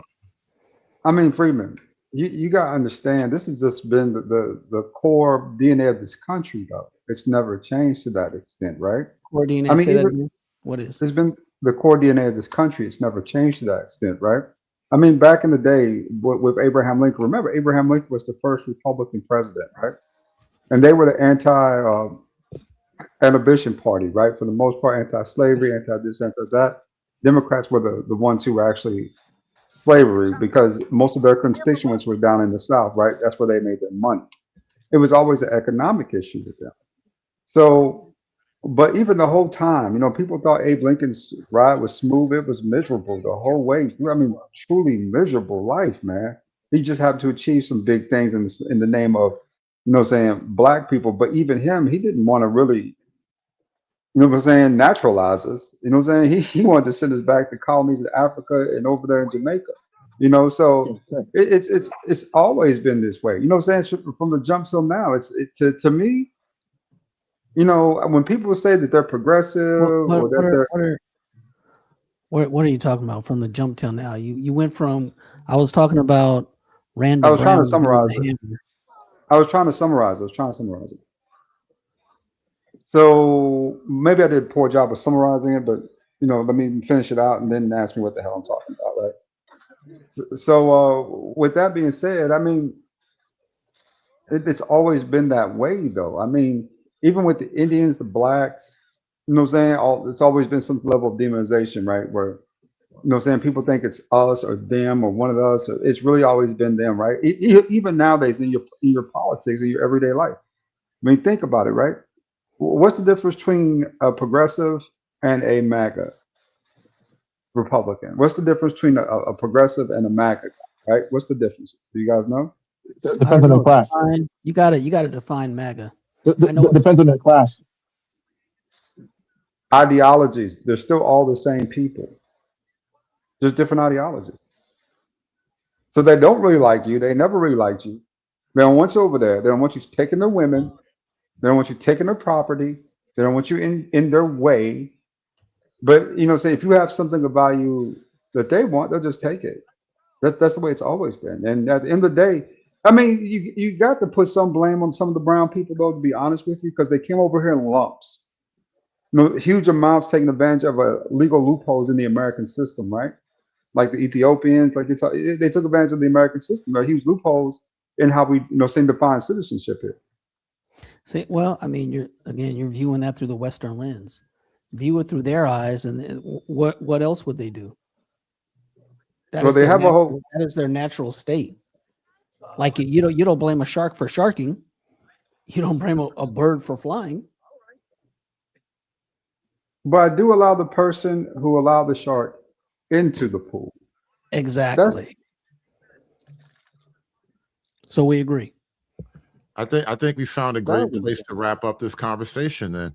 Because we were talking about this whole night's really been about Black people discovering non-white racism and this idea that it's really the other groups of people around the world that have it out for you, more so than you think white America does. But somehow we've opened up the floodgates for all these other people, and now we have to pay the price for our foolishness. So at some point, we gotta stop being foolish and short-sighted. Not even that hood. Not even that hood. Our worst detractors are internal. Brother, that's a layered problem. That's another problem on top of what I was just talking about. You're our right. worst detractors are eternal. Our women sold us out for trinkets for 4 years. I mean, literally sold us out, threw us under the bus, did everything they could to stand on our heads and get clout off of the Black man. Well, let me weave these threads together. I think it's a very feminine disposition to have trust and sympathy for the outsider, the way the Democrats have in the Democrat Party, and by extension, Black folk who voting Democrat. We have way too much trust and belief in these outsiders because, you know, chicks always are wondering and curious about the stranger. Like, I'm not curious about that nigga as long as he don't touch my shit. I don't worry about him, you know. But that's a masculine perspective on other people versus how the Democrats are selling the idea of other people. So it is very much an issue of being sold out by women and then adopting feminization as just a posture, broadly speaking. But not just women, our women, to be exact. Our women were leading the way with ideologies they didn't even understand because they thought it granted some level of power, and it really didn't. They were just placeholders until the next group came in, until they were ready enough and they could get them up to speed to vote. The progressive agenda has always been basically, you know what I'm saying, to gentrify, feminize, and globalize. Because that's how they make their biggest margins, right? That's how they get their best growth out of those three prospects. So whenever you hear progressive trying to sell you something, what they're truly trying to sell you is your own demise, right? As a Black man. Yeah. And they proved that for 4 years. They proved that hands down. For 4 years, you were demonized. I mean, literally demonized in the media, demonized on YouTube. Black women leading the way, reading the articles. You know, Black women are writing these articles. You even had a Black man come out and say that Black women should date white men. Black men are no good. I remember that. Marriages for white people and all that stuff. And I think a lot of what I've been covering with this particular show and then Kevin Samuels and the whole Winter is Coming thing, You know, black women are, the chickens will come home to roost eventually. And Josh, I see you in the chat. You asking for the link. I'm actually trying to wrap this thing up. I'm trying to shut this whole conversation down at this You're point. already here. To be fair, you've been well represented tonight, Josh. We decided that you aren't exactly the boogeyman. It's the Mexicans. It's all of the Mexicans of South America. We're calling them all Mexicans just for shorthand tonight. And then it's the Africans, the Asians, everybody else. You're not the boogeyman tonight, Josh. Look, I get a couple things off so I can get off my chest and move on with my life. Because I just really feel like I want to say this. Black women were about every other group of men but black men. But they were trying to oppress us or basically hold us down. Other groups of men saw this, right? And they said there was no way they were going to go for this bullshit that progressives were selling. I think that was a huge selling point when it came to putting Trump back in office for a second term. You know what I'm saying? So whenever, I mean, it does. The only group of women would come back with, you know what I'm saying? If I put it this way, I've dated Latin women before. I've dated white women before, right? Dating, trying to date an Asian woman now, really trying to. You know what I'm saying? So I learned way long time ago that if you get one of them, you got to bring them over to your side and get them away from their people because their people will persecute them. If I live in a predominantly not neighborhood, right? Whenever I see women out there carrying trash, I'll grab their trash can. Do you know those Latin dudes will pull up on me, literally in their cars? They'll drive right in between me and that woman. Are you on the West Coast by any chance? No. I'm down here in Atlanta. Really? Yeah. Where in Atlanta? North side, brother. North. Okay. The reason I stay on the north side because the further you get into Lawrenceville, the more it becomes a class thing, right? When you get out by Sugarloaf and all those nice places, it becomes more about class at that point. That means the women will talk to you if you're a certain class, right? Mm-hmm. But if you live in like Atlanta, it's segregated. These ATL Latinos was about it like that. Damn. What do you think? They come over here with their culture. Most of these folks, man, around here, man, you know what I'm saying? Put it this way. I came through here when I first came to Atlanta because I was thinking about getting a nice little house down here, right? When it was affordable. And I really should have when it was $40K for a house in Lawrenceville. I was out here looking around. And it was all black out here, man.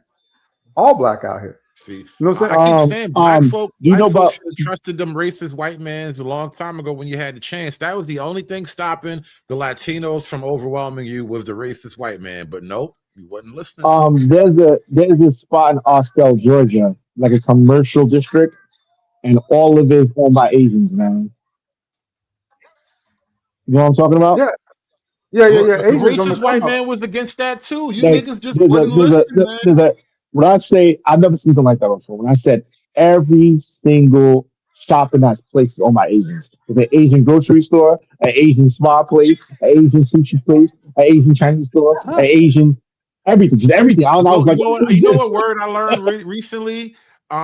Gastro diplomacy. Where they just open up pad Thai restaurants and I love Thai people now. And now you have an entire Asian enclave because you motherfuckers love food so much. You love spices and noodles and shit so much. Look up Asian district in Austell, Georgia. And I think that now there's an Asian in the city council. They're taking over, man. I see it. Bro. I see it. Listen, we made this show about like the Latino community tonight, but really you got the Muslims, the Asians, the Indians. There's a lot of because of all the groups. All those Asians are the smartest. ADS and Freeman, we'll wrap it up right there. ADS, please. The Asians are the smartest of the groups that I've met. Really, I've dated a couple Asian girls. Like I said, I'm trying to date one now. They're pretty smart. They're really smart about how they do things. Right, Jimmy Carter. They took over Jimmy Carter, put the Hong Kong supermarket out there, plaza, and they start building stores around that, right? Which was really smart of them. And then started expanding on that. Austell, more of a recent thing, started up about 2010, 2011 when they went out and started buying property, right? And started expanding on that property out there. You know, they've been making some great financial moves in that community to really expand what they're trying to do. Versus black people still don't own anything. We still really don't. It's crazy, right? It's like you know what I'm saying. The reason why your neighborhoods are so easy to take over because you don't own anything. You own a few houses on the block. You know what I'm saying? They short sales, right? It means they get up out of them houses because of the violence or whatever's going on, and then from there people just buy that stuff and just gentrify it and just move anybody else in.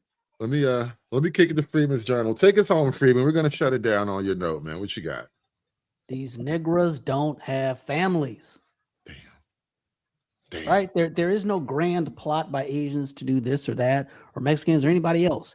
They have families. It is all derivative of them having a community, and that is how a community operates. Period. And you know what? In Period. closing, I'm sorry, I want to stop you short right there. Yeah, that's all I'm saying. You know, it's like, oh, why don't we own stores in our neighborhoods? Because you got no families. Like, god damn, like nigga, 99.99% of black people's problems is they don't have families.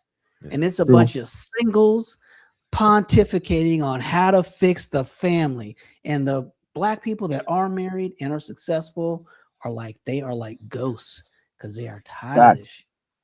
They are tired of it. Freeman, I think that's the perfect note to end it on, because and I alluded to as much at some point earlier in the show when I said it's pretty much over for a while. You know, if there's any pullback that can happen, it's not going to happen tonight. All you can do right now is hold on to the territory you got and grow that, which means growing your families, your individual family that you live in, and the extended family network that you'll kind of create by extension. And those are the only ways forward, because that's how the other groups are beating you. They have the government, and they have these programs and policies that maybe help them get access to capital and all that. But none of that would work for them if they didn't have family members that they could trust, that they could pass the ball to. And I think that really is where Black America has been kind of losing.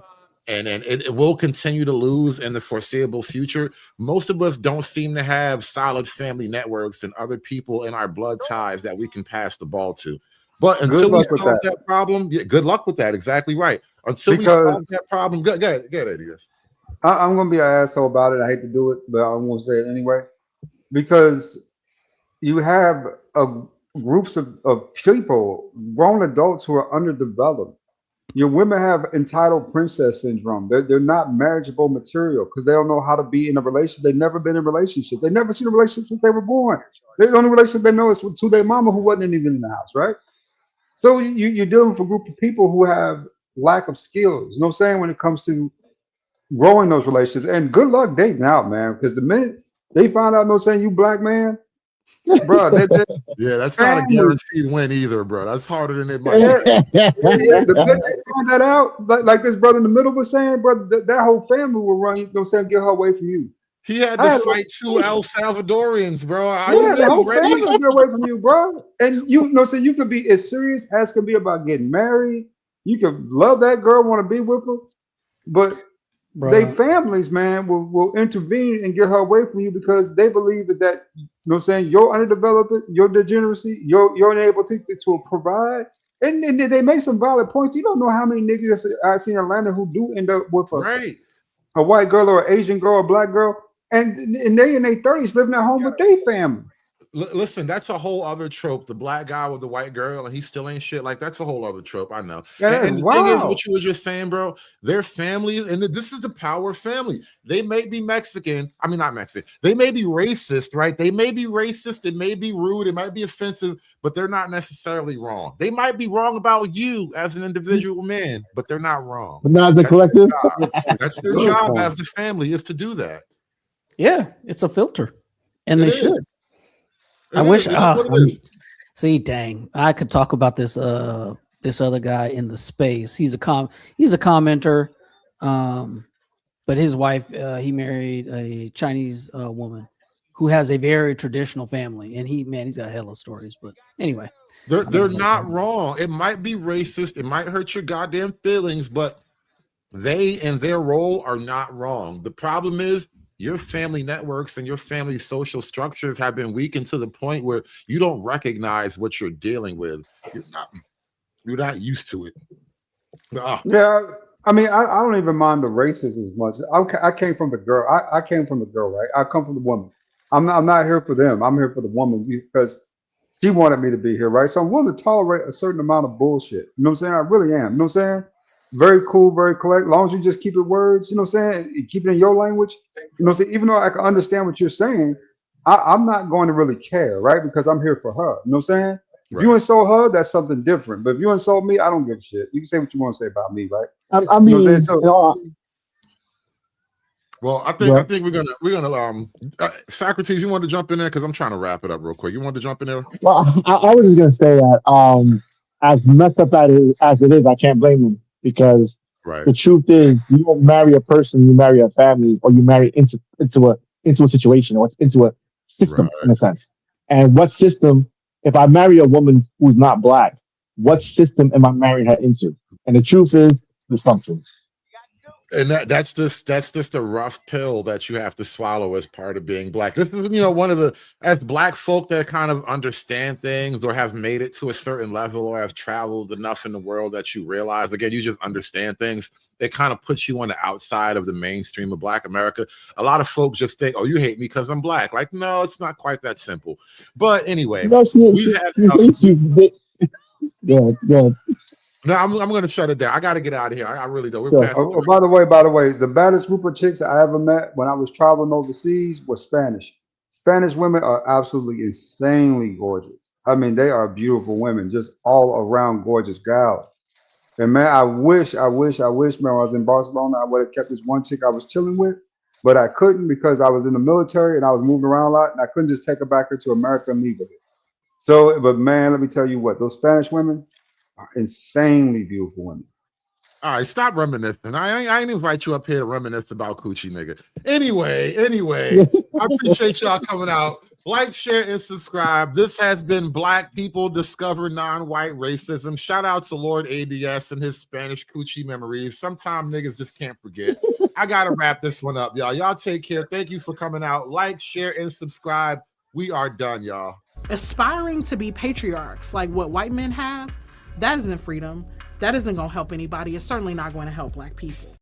It's done. It's done. It's done. It's done. It's done. It's done.